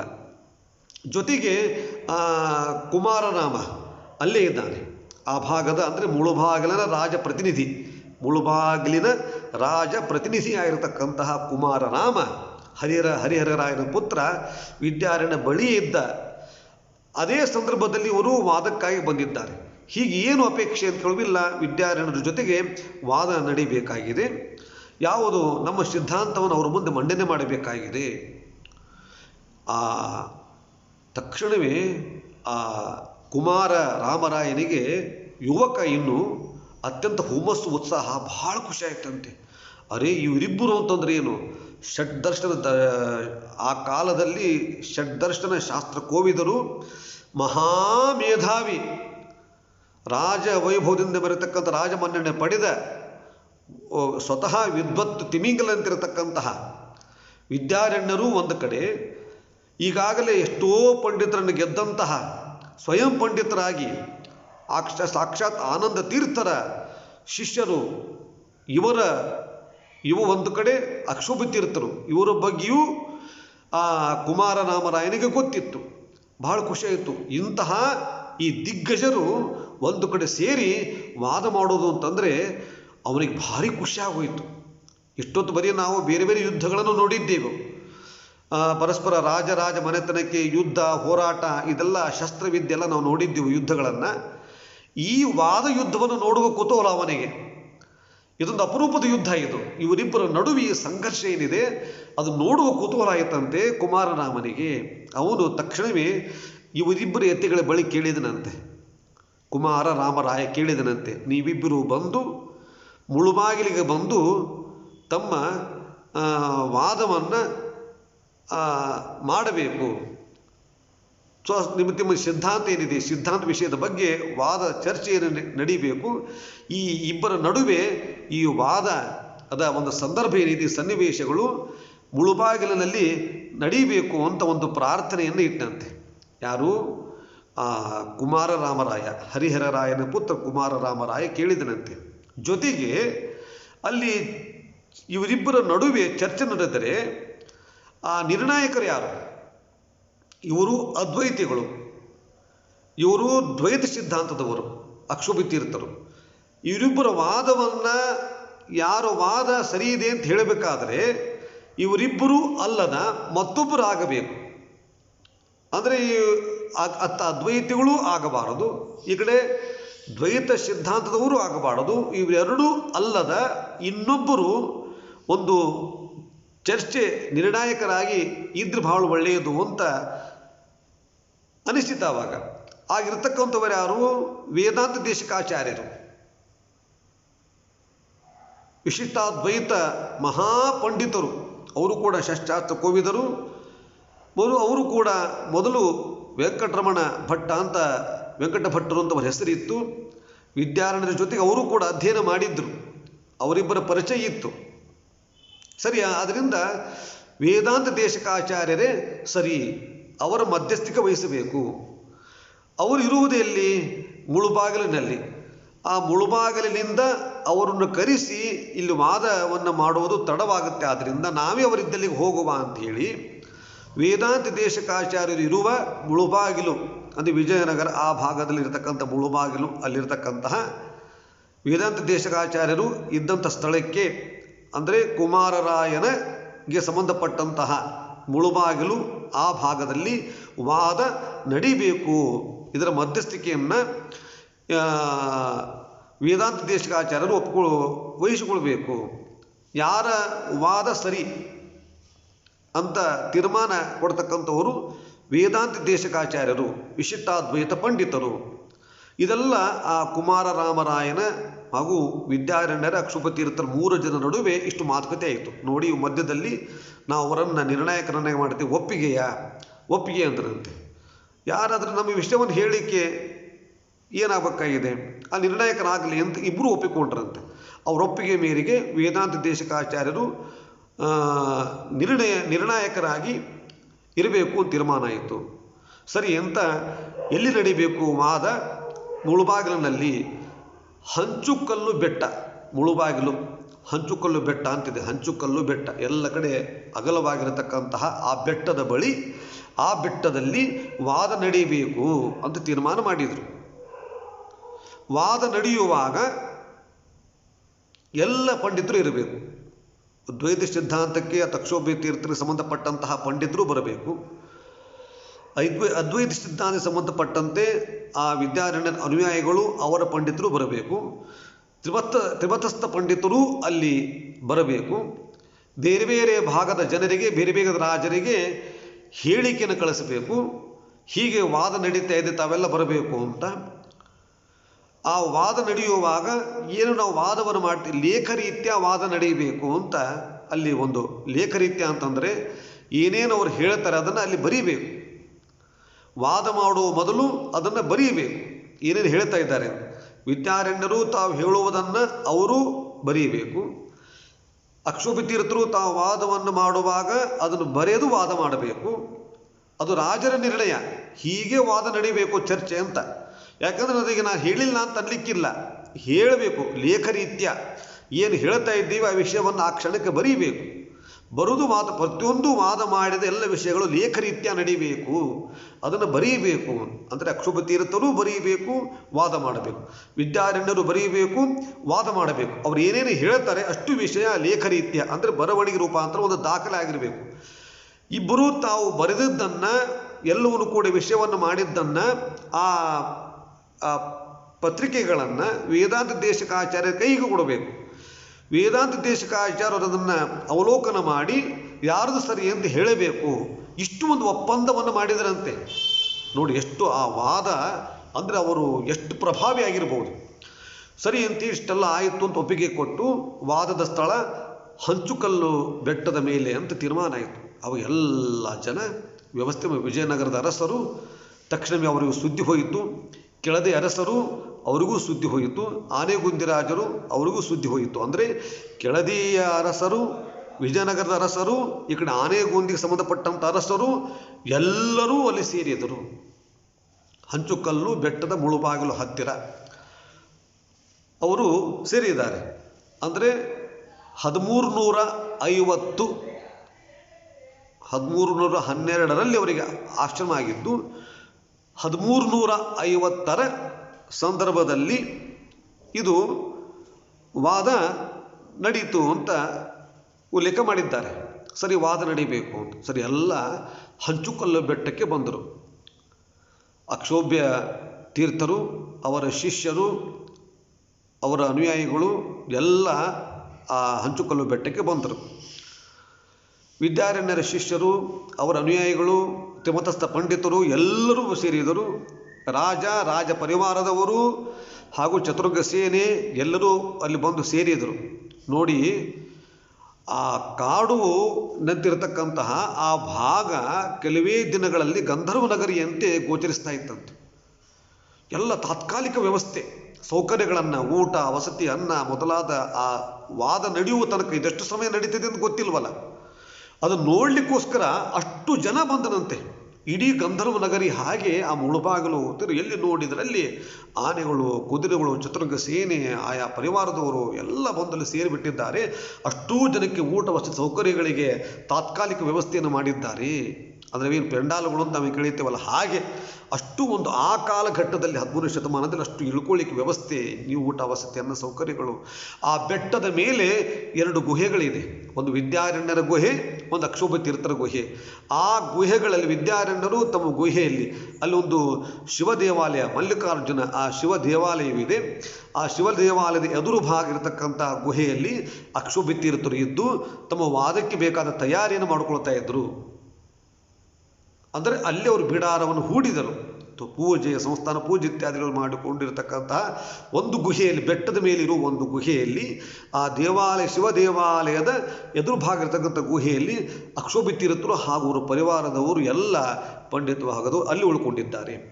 ಅದರ ಶಿವ ದೇವಾಲಯದ ಅದರ ಆಚರಿರತಕ್ಕಂತಹ ಗುಹೆಯಲ್ಲಿ ವಿದ್ಯಾರಣ್ಯರು ಬಂದು ಕುಳಿತಿದ್ದಾರೆ. ಅವರು, ಅವರ ಶಿಷ್ಯರು, ಅವರ ಪರಿವಾರದವರೆಲ್ಲ ಅಲ್ಲಿ ಸೇರಿ ವಾದಕ್ಕೆ ಬೇಕಾದ ತಯಾರಿಯನ್ನು ಮಾಡಲಿಕ್ಕೆ ಪ್ರಾರಂಭ ಮಾಡಿದರು. ಹೀಗೆ ಒಂದು 2-3 ದಿವಸ ಅದು ಚಂದ ನಡೀತು ವೈಭವದಿಂದ. ಇವತ್ತು ಕೂಡ ವಿದ್ಯಾರಣ್ಯರ ಗುಹೆ ಅಂತ ನಿಮಗೆ ತೋರಿಸ್ತಾರೆ. ಆ ಬೆಟ್ಟದ ಮೇಲೆ ಗುಹೆಗಳೇನು ಕಾಣ್ತದಲ್ಲ ಮುಳುಬಾಗಿಲಲ್ಲಿ, ಒಂದು ವಿದ್ಯಾರಣ್ಯರ ಗುಹೆ, ಅಕ್ಷೋಭ್ಯ ತೀರ್ಥರ ಗುಹೆ. ಎಲ್ಲೂ ಇಬ್ಬರೂ ಕೂಡ ಅವರವರ ಗುಹೆಗಳಲ್ಲಿ ತಮ್ಮ ತಮ್ಮ ಇಷ್ಟ ದೇವತೆಗಳನ್ನು ಪ್ರಾರ್ಥನೆ ಮಾಡಿದರು, ಪೂಜೆ ಮಾಡಿದರು. ವಿದ್ಯಾರಣ್ಯರು ವಾದದಲ್ಲಿ ಜಯ ಸಿಗಬೇಕು ಅಂತ ಅವರು ಕೂಡ ಅಲ್ಲಿ ಪೂಜಾದಿಗಳನ್ನು ಮಾಡಿದ್ದಾರೆ, ತಮ್ಮ ತಮ್ಮ ದೇವತೆಗಳನ್ನು ಪ್ರಾರ್ಥನೆ ಮಾಡಿದ್ದಾರೆ. ಅಕ್ಷೋಭ್ಯ ತೀರ್ಥರು ಕೂಡ ತಮ್ಮ ತಮ್ಮ ಮೂಲರಾಮ ದೇವರನ್ನು ಎಲ್ಲ ಪೂಜೆ ಮಾಡಿದ್ದಾರೆ.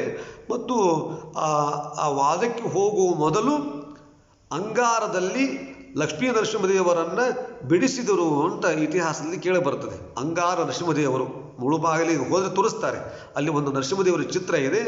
ಜಯ ಸಿಗಲಿ ಅಂತ ಹೇಳಿಕೊಂಡು ಆ ನರಸಿಂಹದೇವರ ಚಿತ್ರವನ್ನು ಬರೆದು ಅಲ್ಲಿ ಆರಾಧನೆ ಮಾಡಿದರು ಅಂತ ಒಂದು ಉಲ್ಲೇಖ ಇದೆ. ಇವತ್ತು ಕೂಡ ನರಸಿಂಹದೇವರ ಒಂದು ವಿಗ್ರಹ ಅಥವಾ ಆ ಚಿತ್ರ ನಿಮಗೆ ಕಾಣಿಸ್ತದೆ. ಅವರು ಅಕ್ಷೋಭ್ಯ ತೀರ್ಥರು ಬರೆದಿರತಕ್ಕಂಥದ್ದು ಅಂಗಾರದಲ್ಲಿ ಬರೆದಿರುವ ಲಕ್ಷ್ಮೀ ನರಸಿಂಹದೇವರು ಅಥವಾ ಚಿಂತಾಮಣಿ ನರಸಿಂಹದೇವರು ಅಂತ ಇಟ್ಕೊಳ್ಳಿ. ಆ ನರಸಿಂಹದೇವರನ್ನು ಆರಾಧನೆ ಮಾಡಿದರು ಜಯ ಸಿಗಬೇಕು ಅಂತ ಹೇಳ್ಕೊಂಡು. ಹೀಗೆ ವೈಭವ ನಡೆಯಿತು. ಎಲ್ಲ ಜನ ಸೇರಿದ್ದಾರೆ. ಆಯಾ ಭಾಗಗಳಲ್ಲಿ ಆಚೆ ಈಚಿರುವ ಬೆಟ್ಟ ದಿಬ್ಬಗಳ ಮೇಲೆ ಚತುರಂಗ ಸೇನೆ, ಎಲ್ಲ ರಾಜರು, ಈ ಕಡೆ ಅಕ್ಷೋಭ್ಯ ತೀರ್ಥರ ಸಂಬಂಧಪಟ್ಟಂಥ ಚತುರಂಗ ಸೇನೆ, ವಿದ್ಯಾರಣ್ಯರಿಗೆ ಸಂಬಂಧಪಟ್ಟಂತಹ ಚತುರಂಗ ಸೇನೆ ಮತ್ತು ಬೇರೆ ಬೇರೆ ರಾಜರಿಗೆ ಸಂಬಂಧಪಟ್ಟಂಥ ಚತುರಂಗ ಸೇನೆಗಳು ಎಲ್ಲ ಸೇನಾ ಸಮೇತವು ಬಂದಿದ್ದಾರೆ. ಹಾಗೂ ಅವರು ಪರಿವಾರದವರು ಆಯಾ ದಿಬ್ಬಗಳಲ್ಲಿ ಎಲ್ಲಿ ನೋಡಿದರಲ್ಲಿ ಆ ಚತುರಂಗ ಸೇನೆ ತುಂಬಿತ್ತು. ಅಂದರೆ ಒಮ್ಮೆ ಕಲ್ಪನೆ ಮಾಡಿಕೊಳ್ಳಿ, ಆ ತತ್ವಮಸಿ ಎಂಬ ವಾದ ನಡೆಯುವ ಸಂದರ್ಭ ಸನ್ನಿವೇಶ ಎಷ್ಟು ಚೆನ್ನಾಗಿತ್ತು, ಎಷ್ಟು ವೈಭವ, ಇಷ್ಟು ಜೋರಾಗಿತ್ತಂತೆ. ಆ ತತ್ವಮಸಿ ಎಂಬತಕ್ಕಂಥ ಅಲ್ಲಿ ನಡೆದಿರ್ತಕ್ಕಂಥ ವಾದ, ತತ್ವಮಸಿ ಎಂಬತಕ್ಕಂಥ ವಾದ ಚರ್ಚೆಯಲ್ಲಿ ನಡೆಯಿತು ಅಂತ ಮುಂದೆ ಅದರ ಬಗ್ಗೆ ತಮಗೆ ಗೊತ್ತಿದೆ. ವಿದ್ಯಾರಣ್ಯ ಅಸಿನ ತತ್ವಮಸಿನ ಪರಜೀವ ಪ್ರಭೇದನ ವಿದ್ಯಾರಣ್ಯ ಮಹಾರಣ್ಯಂ ಅಕ್ಷೋಭ್ಯ ವಿರದರ್ಶನತ ಅಂತ ಈ ಶ್ಲೋಕವನ್ನು ನೀವು ತಾವೆಲ್ಲ ಕೇಳಿದ್ದೀರಿ. ನೋಡಿ, ಇಷ್ಟು ನಡೆದಿರತಕ್ಕಂಥ ಒಂದು ಸಂದರ್ಭ ಅದು 1350 ಸಂದರ್ಭದಲ್ಲಿ ನಡೆಯಿತು. ಮುಂದೆ ಅವರಿಗೆ ಜಯ ಆಯಿತು. ಆ ವಾದ ಹೇಗೆ ನಡೆಯಿತು ಅಂತ, ಆ ಜಯ ಇಷ್ಟೂ ಕೂಡ ಅಕ್ಷೋಭ ತೀರ್ಥರು ಜಯವನ್ನು ಸಾಧಿಸಿದರು ಎಂಬತಕ್ಕಂಥ ವಿಷಯ ರಾಜಶಾಸನಗಳಲ್ಲಿ ಉಲ್ಲೇಖ ಆಯಿತು. ಯಾಕಂದರೆ ಎಲ್ಲವೂ ಕೂಡ ಲಿಖಿತ ರೂಪದಲ್ಲಿ ನಡೆದಿರತಕ್ಕಂಥ ವಾದಗಳು. ವಿಜಯನಗರ ಅರಸರು ಹೆಮ್ಮೆಯಿಂದ ಹೇಳ್ಕೊಂಡಿದ್ದಾರೆ, ಇಂತಹ ವಿದ್ವಾಂಸರನ್ನು, ಇಂತಹ ಅಪರೋಕ್ಷ ಜ್ಞಾನಿಗಳನ್ನು, ಇಂತಹ ಮೇಧಾವಿಗಳನ್ನು ಪಡೆದಿರತಕ್ಕಂಥ ನಾವೇ ಧನ್ಯರು ಅಂತೇಳಿ ತಮ್ಮ ತಮ್ಮ ಶಾಸನಗಳಲ್ಲಿ ಆ ಜಯವನ್ನು ಸಾಧಿಸಿದರು ಅಂತ ಶಾಸನಗಳಲ್ಲಿ ಬರೆದಿದ್ದಾರೆ. ಯಾಕೆ ಅವ್ರಿಗೆ ಹೆಮ್ಮೆಯ ವಿಷಯ. ನಮ್ಮ ಒಂದು ರಾಜವೈಭವ ಇದು, ನಮಗೆ ಸಂಬಂಧಪಟ್ಟ ನಮ್ಮ ಮನೆತನದ ವೈಭವ ಇದು, ವಿಜಯನಗರದ ವೈಭವ.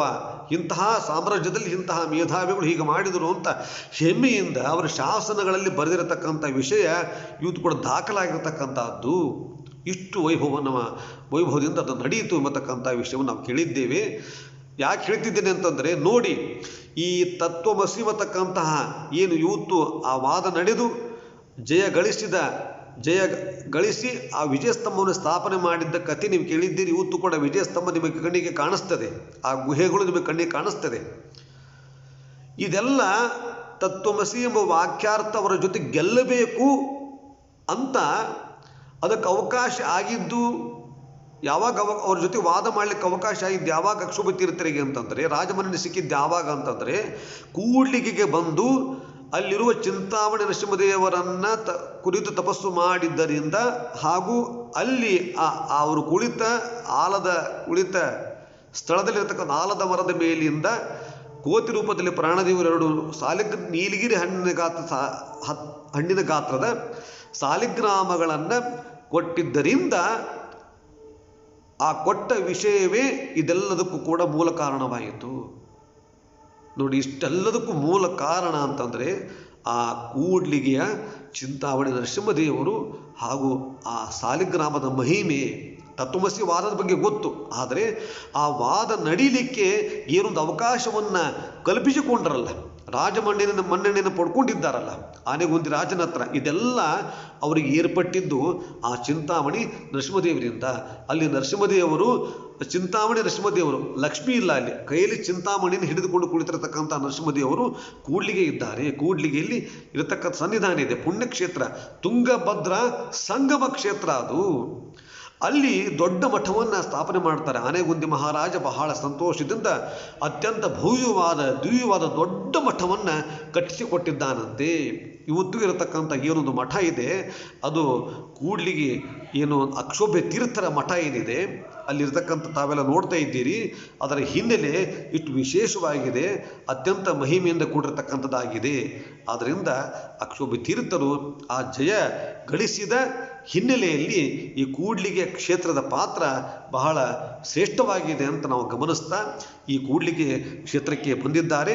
ಇದರ ಜೊತೆಗೆ ಅದೇ ಸಂದರ್ಭದಲ್ಲಿ, ಆ ಕೂಡ್ಲಿಗೆಗೆ ಬಂದ ಸಂದರ್ಭದಲ್ಲಿನೇ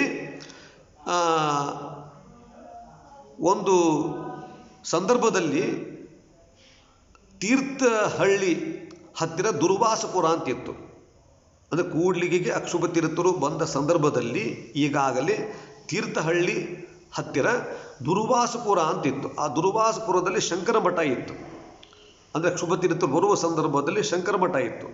ಆ ಶಂಕರ ಮಠಕ್ಕೆ ಪ್ರತಿನಿಧಿಯಾಗಿ ತಮ್ಮದು ಒಂದು ಮಠ ಇರಬೇಕು ಅಂಥೇಳಿ ತುಂಗಾ ನದಿಯ ದಡದಲ್ಲಿ ಒಂದು ದೊಡ್ಡ ಮಠವನ್ನು ಸ್ಥಾಪನೆ ಮಾಡಿದರು.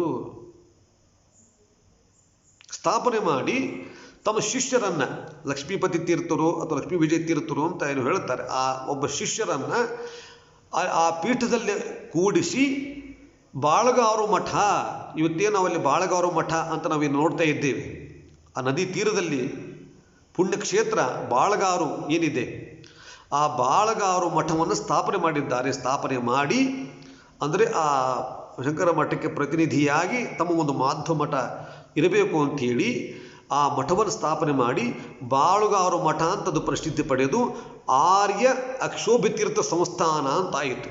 ಅಂದರೆ ಅವತ್ತಿನಿಂದಲೇ, ಅಂದರೆ ಅರ್ಥಾತ್ 13 ಅಥವಾ 12ನೇ ಶತಮಾನದಿಂದಲೇ, 13 ಆ ಕಾಲಘಟ್ಟದಲ್ಲೇ ಆ ಅಕ್ಷೋಭ್ಯ ತೀರ್ಥರಿಂದಲೇ ಸ್ಥಾಪಿಸವಾದ ಮಠ ಅಂತಂದರೆ ಅದು ಬಾಳುಗಾರು ಮಠ. ಶ್ರೇಷ್ಠ ಪರಂಪರೆ ಇದೆ ಅದಕ್ಕೆ ಬಾಳಗೌರ ಮಠಕ್ಕೆ. ಅವು ಅಂದಿನಿಂದ ಅದು ಆರ್ಯ ಅಕ್ಷೋಭ್ಯ ತೀರ್ಥ ಸಂಸ್ಥಾನ ಬಾಳಗೌರ ಮಠ ಅಂತ ಪ್ರಸಿದ್ಧಿ ಆಯಿತು. ಬಹಳ ಶ್ರೇಷ್ಠವಾದ ಸ್ಥಳ, ತಾವೆಲ್ಲ ಒಮ್ಮೆ ನೋಡಲೇಬೇಕಾದ ಸ್ಥಳ. ಎಷ್ಟು ಮಾಧ್ವರಿದ್ದಾರೆ ಅಷ್ಟೂ ಮಾಧ್ವರು ಅಲ್ಲಿ ಹೋಗಿ ಬರ್ತಕ್ಕಂಥ ಶ್ರೇಷ್ಠ ಸ್ಥಳ ಅದು. ಯಾಕಂದರೆ ಯಾರು ಅಕ್ಷೋಭ್ಯ ತೀರ್ಥರ ಮಹಿಮೆ ನೀವು ನೋಡಿದ್ದೀರಿ ಅಂತ ಅಕ್ಷೋಭ್ಯ ತೀರ್ಥರೇ ಸ್ಥಾಪಿಸಿದ ಮಠ ಅಂತಂದರೆ ಅದರ ಮಹಿಮೆ ಎಷ್ಟಿರಬಹುದು. ನಂತರ ಅದು ಹಾಗೆ ಆ ಪರಂಪರೆ ಬೆಳೆದು ಬಂತು. ಇವತ್ತು ಆ ಬಾಳಗೌರ ಮಠ ಇದೆ, ಅದು ಆರ್ಯ ಅಕ್ಷೋಭ್ಯ ತೀರ್ಥ ಸಂಸ್ಥಾನ. ಎಷ್ಟೋ ಜನಕ್ಕೆ ಈ ಬಾಳಗಾರು ಆ ಹಳ್ಳಿಯ ನಡುವೆ, ತೀರ್ಥಹಳ್ಳಿಯ ನಡುವೆ ಮಹಿಷಿ ಹತ್ತಿರ ಇರತಕ್ಕಂತಹ ಏನೊಂದು ಎಷ್ಟೋ ಜನರಿಗೆ ಗೊತ್ತೇ ಇರಲಿಲ್ಲ. ಅಂದರೆ ಈ ಭಾಗದವರಿಗೆ, ಆ ಭಾಗದವರು ಗೊತ್ತಿರಬಹುದು, ಶಿವಮೊಗ್ಗ ಶ್ರೀಶಿ ಆ ಭಾಗದ ಗೊತ್ತಿರಬಹುದು. ಈ ಭಾಗದವರಿಗೆ ಏನೊಂದು ಹುಬ್ಬಳ್ಳಿ ಧಾರವಾಡ ಇತ್ತೀಚಿನ ಹಳ್ಳಿಗಳು, ಈ ಉತ್ತರ ಕರ್ನಾಟಕ ಭಾಗದವರಿಗೆ ಆ ಕಡೆ ಹೋಗುವ ಪ್ರಸಂಗ ಬಂದಿದ್ದಿಲ್ಲ. ಆದ್ದರಿಂದ ಎಷ್ಟೋ ಜನಕ್ಕೆ ಅಲ್ಲಿ ಅಂತಹ ಒಂದು ಪೀಠ ಇದೆ, ಬಾಳಗೌರ ಮಠ ಇದೆ ಬರ್ತಕ್ಕಂಥದ್ದೇ ಎಷ್ಟೋ ಜನಕ್ಕೆ ಅದು ಗೊತ್ತಿರಲಿಲ್ಲ. ಅಂದರೆ ನಡುವಿನ ಕಾಲಘಟ್ಟದಲ್ಲಿ ಸ್ವಲ್ಪ ಬೇರೆ ಬೇರೆ ಆಯಿತು. ಆ ಪರಂಪರೆಯಲ್ಲಿ ಯಾರು ಬಂದಿದ್ದಾರೆ, ನಂತರ ಅವರು ಈ ಒಂದು ಪ್ರಧಾನವಾದ ಪೀಠಗಳೇನಿವೆ, ಅಂದರೆ ಈಗಾಗಲಿರ್ತಕ್ಕಂತಹ ಬೇರೆ ಬೇರೆ ಹೆಸರು ಮಾಡಿದ ಒಂದು ಸಂಸ್ಥೆಗಳ ಅಲ್ಲದೆ ಅದು ಪ್ರತ್ಯೇಕವಾಗಿ ಅದು ಬೆಳೆದು ಬಂತು. ಅದು ಸೇರ್ಪಡೆ ಆಗಲಿಲ್ಲ, ತಾವೇ ಒಂದು ಮಠವನ್ನು, ಅದು ಆರ್ಯ ಅಕ್ಷೋಭ್ಯ ತೀರ್ಥ ಸಂಸ್ಥಾನ ಅಂತ ಅದು ಬೆಳೆದು ಬಂತು. ಇದು ಕೂಡ ಇದೆ. ಎಷ್ಟೋ ಜನರು ಅದರ ಬಗ್ಗೆ ಗಮನಿಸಿಲ್ಲ, ಅಂದರೆ ಆ ತೀರ್ಥ ಒಂದು ಪುಣ್ಯಕ್ಷೇತ್ರ ಇದೆ ಅಂತ ಗಮನಿಸಿರಲಿಲ್ಲ. ಇತ್ತೀಚೆಗೆ ರಘುಭೂಷಣ ತೀರ್ಥರು, ಅಂದರೆ ಸಾಕ್ಷಾತ್ ವಿಶ್ವೇಶ ತೀರ್ಥರ ಕೈಯಲ್ಲಿ ತಯಾರಾಗಿರ್ತಕ್ಕಂತಹ ಮಹಾಜ್ಞಾನಿಗಳಾದ ವಿರಕ್ತರಾಗಿರ್ತಕ್ಕಂತಹ ರಘುಭೂಷಣ ತೀರ್ಥರು ಆ ಪೀಠಕ್ಕೆ ಬಂದರು. ಯಾವಾಗ ವಿಶ್ವೇಶ ತೀರ್ಥರ ಶಿಷ್ಯರು ಆ ಪೀಠಕ್ಕೆ ಬಂದರು, ಅದರ ನಂತರ ನಮ್ಮ ಗಮನಕ್ಕೆ ಬಂದಿದ್ದು, ಅದಕ್ಕೆ ಮೊದಲು ಎಷ್ಟೋ ಜನ ಗೊತ್ತಿರ್ಬೋದು, ನಮ್ಮ ಗಮನಕ್ಕೆ ಬಂದಿರತಕ್ಕಂಥದ್ದು ಯಾವಾಗ ವಿಶ್ವೇಶ ತೀರ್ಥರು ಅಲ್ಲಿ ಹಸ್ತಕ್ಷೇಪ ಮಾಡಿದರು, ತಮ್ಮ ಶಿಷ್ಯರನ್ನೇ ಆ ಬಾಳಗೌರ ಸಂಸ್ಥೆಯಲ್ಲಿ ಕೂಡಿಸಿದರು. ನಂತರ ಅವರ ವಿಶೇಷವಾದ ಒಂದು ವ್ಯವಸ್ಥೆಯಿಂದ, ಅವರ ಪ್ರಯತ್ನದಿಂದ ಇವತ್ತು ಅದು ಎಲ್ಲರ ಗಮನಕ್ಕೆ ಬರುವಂತಾಗಿದೆ. ಒಳ್ಳೆ ಲಕ್ಷ್ಮೀ ನರಸಿಂಹದೇವರು ವಿಶೇಷ ಆರಾಧಕರವರು, ಬಾಳಗಾರ ಸ್ವಾಮಿಗಳು ಅಂತ ರಘುಭೂಷಣ ತೀರ್ಥರಿದ್ದಾರೆ, ಬಹಳ ವಿರಕ್ತರು. ತಾವಾಗದ ತಮ್ಮ ಮಠ ಇತ್ತು, ಯಾವುದೇ ಒಣ ಪ್ರತಿಷ್ಠೆ ಇಲ್ಲ, ಎಲ್ಲೂ ಬಂದಿರತಕ್ಕಂಥ ಹಾಗೆ ಹೋಗುವವರು ಅಲ್ಲ, ವಿರಕ್ತರು ಒಂದು ವಿರಕ್ತರೆ. ತಾವಾಗ ತಮ್ಮ ಮಠ ಇತ್ತು. ಲಕ್ಷ್ಮೀ ನರಸಿಂಹದೇವರ ಅನುಗ್ರಹದಿಂದ ಅವರ ಮನಸ್ಸಿಗೆ, ಅವರ ಚಿತ್ತಕ್ಕೆ ಎಷ್ಟು ಹಣ ಬರ್ತದೆ ಅಷ್ಟರಿಂದಲೇ ಮಠವನ್ನು ನಡೆಸಿಕೊಂಡು ಹೋಗ್ತಾ ಇದ್ದಾರೆ. ಗೋಶಾಲೆ ಕಟ್ಟಿದ್ದಾರೆ, ಈಗ ಸ್ವಲ್ಪ ಅಭಿವೃದ್ಧಿ ಮಾಡ್ತಾ ಇದ್ದಾರೆ. ಎಷ್ಟೋ ನಮ್ಮನ್ನು ಈಗಿನ ಅನೇಕ ಶ್ರೇಷ್ಠ ಮಠಗಳು ಅಂತೀನಿವೆ, ಅವರೆಲ್ಲವೂ ಮಠಗಳು ಕೂಡ ಅದರ ಬಗ್ಗೆ ಗಮನ ಕೊಟ್ಟಿದ್ದೇ ಆದರೆ ಇನ್ನೂ ಅದೊಂದು ದೊಡ್ಡ ಸಂಸ್ಥೆಯಾಗಿ ಎಲ್ಲರ ಗಮನಕ್ಕೆ ಬರುವಂತೆ ಆಗಬೇಕು. ಅಂದರೆ ಎಲ್ಲರೂ ಕೂಡ ಆ ಗಮನಿಸುವಂತಾಗಬೇಕು. ಅದು ನನ್ನ ಅಪೇಕ್ಷೆ, ನನ್ನ ಅನಿಸಿಕೆ ಅಷ್ಟೇ. ಅಲ್ಲೂ ಕೂಡ ಆ ಸಂದರ್ಭದಲ್ಲೇ ಒಂದು ಎಲ್ಲ ಈ ಏನು ಶ್ರೇಷ್ಠ ಮಠಗಳಿವೆ ಆ ಎಲ್ಲ ಮಠಗಳು ಸೇರಿ ಆ ನದಿ ತೀರದಲ್ಲಿ ಒಂದು ದೊಡ್ಡ ಪೀಠವನ್ನು, ದೊಡ್ಡ ಸಂಸ್ಥೆಯನ್ನು ಕಟ್ಟಿದರೆ ಆ ವೈಭವ ಎಷ್ಟು ಚೆನ್ನಾಗಿರ್ತಾ ಇತ್ತು. ಆದರೆ ಅದು ಪ್ರತ್ಯೇಕವಾಗಿ ಉಳ್ಕೊಂಡಿರ್ತಕ್ಕಂಥದ್ದು. ಆ ಮಠ ಬಹಳ ಸುಂದರವಾಗಿದೆ. ಬಾಳಗಾರು ನೋಡಿ, ಒಳ್ಳೆ ಆ ಪರಿಸರ ಎಷ್ಟು ಸುಂದರವಾಗಿದೆ, ರಮಣೀಯ ಮನೋಹರವಾಗಿರತಕ್ಕಂಥದ್ದು, ಪ್ರಶಾಂತ ವಾತಾವರಣ. ಅಲ್ಲಿ ಏನು ಈಗ ಸ್ವಾಮಿಗಳಿದ್ದಾರೆ, ಅಲ್ಲಿ ಬರೀ 6 ಅಥವಾ 5 ಜನ, ಕೆಲವೊಮ್ಮೆ ಸ್ವಾಮಿಗಳು ಒಬ್ಬರೇ. ಇಡೀ ನಿಶಬ್ದವಾದ ವಾತಾವರಣ. ರಾತ್ರಿ ನೀವು ಮಠದಲ್ಲಿ ಮಲಗಿದರೆ ನದಿಯ ಭೋರ್ಗರೆದ ಶಬ್ದ ಒಂದೇ ನಿಮಗೆ ಕೇಳುತ್ತೆ. ಜನ ಇಲ್ಲ, ಸಿಬ್ಬಂದಿ ವರ್ಗದವರಿಲ್ಲ, ಎಲ್ಲ ಕೆಲಸವನ್ನು ಸ್ವಾಮಿಗಳೇ ಮಾಡ್ಕೊಳ್ತಾರೆ. ಒಬ್ಬರಿಬ್ಬರು ಪರಿಚಾರಕರು ಇರಬಹುದು. ಈ ಘಟ್ಟದ ಮೇಲೆ ಇರತಕ್ಕಂತಹ ಏನು ವೈಭವ ಇದೆ ಆ ವೈಭವ ಅಲ್ಲಿಲ್ಲ. ಬರೀ ಪೂಜೆ, ನರಸಿಂಹದೇವರ ಆರಾಧನೆ, ನಿತ್ಯ ನದಿ ಸ್ನಾನ. ಯಾರಾದರೂ ತುಂಬ ಇಷ್ಟಪಟ್ಟು ಕರೆದರೆ ಸಂಚಾರತ್ವೇನ 2-3 ಮನೆಗೆ ಬಂದು ವಾಪಸ್ ಪುನಃ ಅಲ್ಲಿಗೆ ಹೊರಟೋಗ್ತಾರೆ. ಎಷ್ಟೋ ಸಮಯ ಅವರು ಅಲ್ಲಿಯೇ ಕಳೀತಾರೆ. ಅಲ್ಲೇ ಶುಭ ಕೃಷಿಯನ್ನು ಮಾಡಿಕೊಂಡು ಅಲ್ಲಿ ಬಂದಿರತಕ್ಕಂಥ ಉತ್ಪನ್ನಗಳಿಂದ ನಡೆಸಿಕೊಂಡು ಆ ನರಸಿಂಹದೇವರು ಉಪಾಸನೆ ಮಾಡತಕ್ಕಂತಹ ಅದು ಬಹಳ ವಿಶೇಷವಾಗಿದೆ. ವಿರಕ್ತರು ಅವರು ಅಂತಹ ಮಠಗಳು ನೋಡಿ, ಆರ್ಯ ಅಕ್ಷೋಭ್ಯ ತೀರ್ಥ ಸಂಸ್ಥಾನ ಅಂತ ಅಕ್ಷೋಭ್ಯ ತೀರ್ಥರ ಸಂಸ್ಥೆ, ಅದು ಎಲ್ಲರ ಗಮನಕ್ಕೆ ಬರಬೇಕು. ಎಲ್ಲ ಮಾಧ್ವರು, ಏನು ಭಾರತಾದ್ಯಂತ ಎಷ್ಟು ಮಾಧ್ವರು ಇದ್ದಾರೆ ಅಷ್ಟೂ ಮಾಧ್ವರು ಅಕ್ಷೋಭ್ಯ ತೀರ್ಥರ ಮೇಲೆ ಅಭಿಮಾನ ಯಾರಿಗಿದೆ ಅವರ ಗೌರವ ಇದೆ, ಎಲ್ಲರೂ ಕೂಡ ಅಲ್ಲಿಗೆ ಹೋಗಲೇಬೇಕು, ಹೋಗಿ ದರ್ಶನ ಮಾಡಲೇಬೇಕು. ಆ ಎತ್ತಿಗಳ ದರ್ಶನ ಮಾಡಿದರೆ ಆ ಕ್ಷೋಭಿತೀರ್ಥರಿಗೆ ಬಹಳ ಖುಷಿ ಆಗ್ತದೆ. ಅಂದರೆ ಯಾಕೆ ಹೇಳ್ತಿದ್ದೀನಿ ಅಂತಂದರೆ, ಈ ಕೂಡ್ಲಿಗಿ, ಬಾಳಗಾರು, ಚಿಂತಾಮಣಿ ನರಸಿಂಹದೇವರು ಇವೆಲ್ಲವೂ ಕೂಡ ಒಂದು ಆ ಕಾಲಘಟ್ಟದಲ್ಲಿ ಬದಲಾವಣೆ ತಂದಂತಹ ಮಧ್ವ ಸಿದ್ಧಾಂತ ದಿಗ್ವಿಜಯ ಸಾಧಿಸಿದ, ಹೆಚ್ಚು ಜಯ ಪಡೆದ ಸಂದರ್ಭ ಸನ್ನಿವೇಶಗಳು ನಿರ್ಮಾಣವಾದ ಸ್ಥಳ ಅಂದರೆ ಆ ಕೂಡ್ಲಿಗಿ.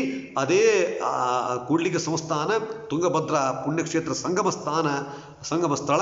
ಆ ಪುಣ್ಯಕ್ಷೇತ್ರಕ್ಕೆ ಹೋಗಿ ಆ ಹೂವು ಜೊತೆಗೆ ಅಂತ ಅಕ್ಷೋಭಿತೀರ್ಥರೇ ಬಹಳ ಇಷ್ಟಪಟ್ಟು ಸ್ಥಾಪಿಸಿರ್ತಕ್ಕಂಥ ಆದಿ ಅಕ್ಷೋಭಿತೀರ್ಥ ಸಂಸ್ಥಾನ ಏನು ಬಾಳಗಾರು ಇದೆ, ಅಲ್ಲಿಗೂ ತಾವೆಲ್ಲ ಹೋಗ ಬನ್ನಿ.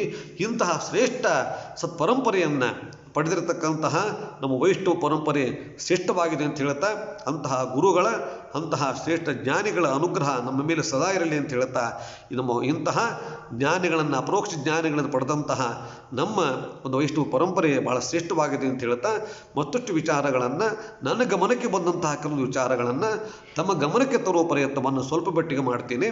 ನಮಸ್ಕಾರ.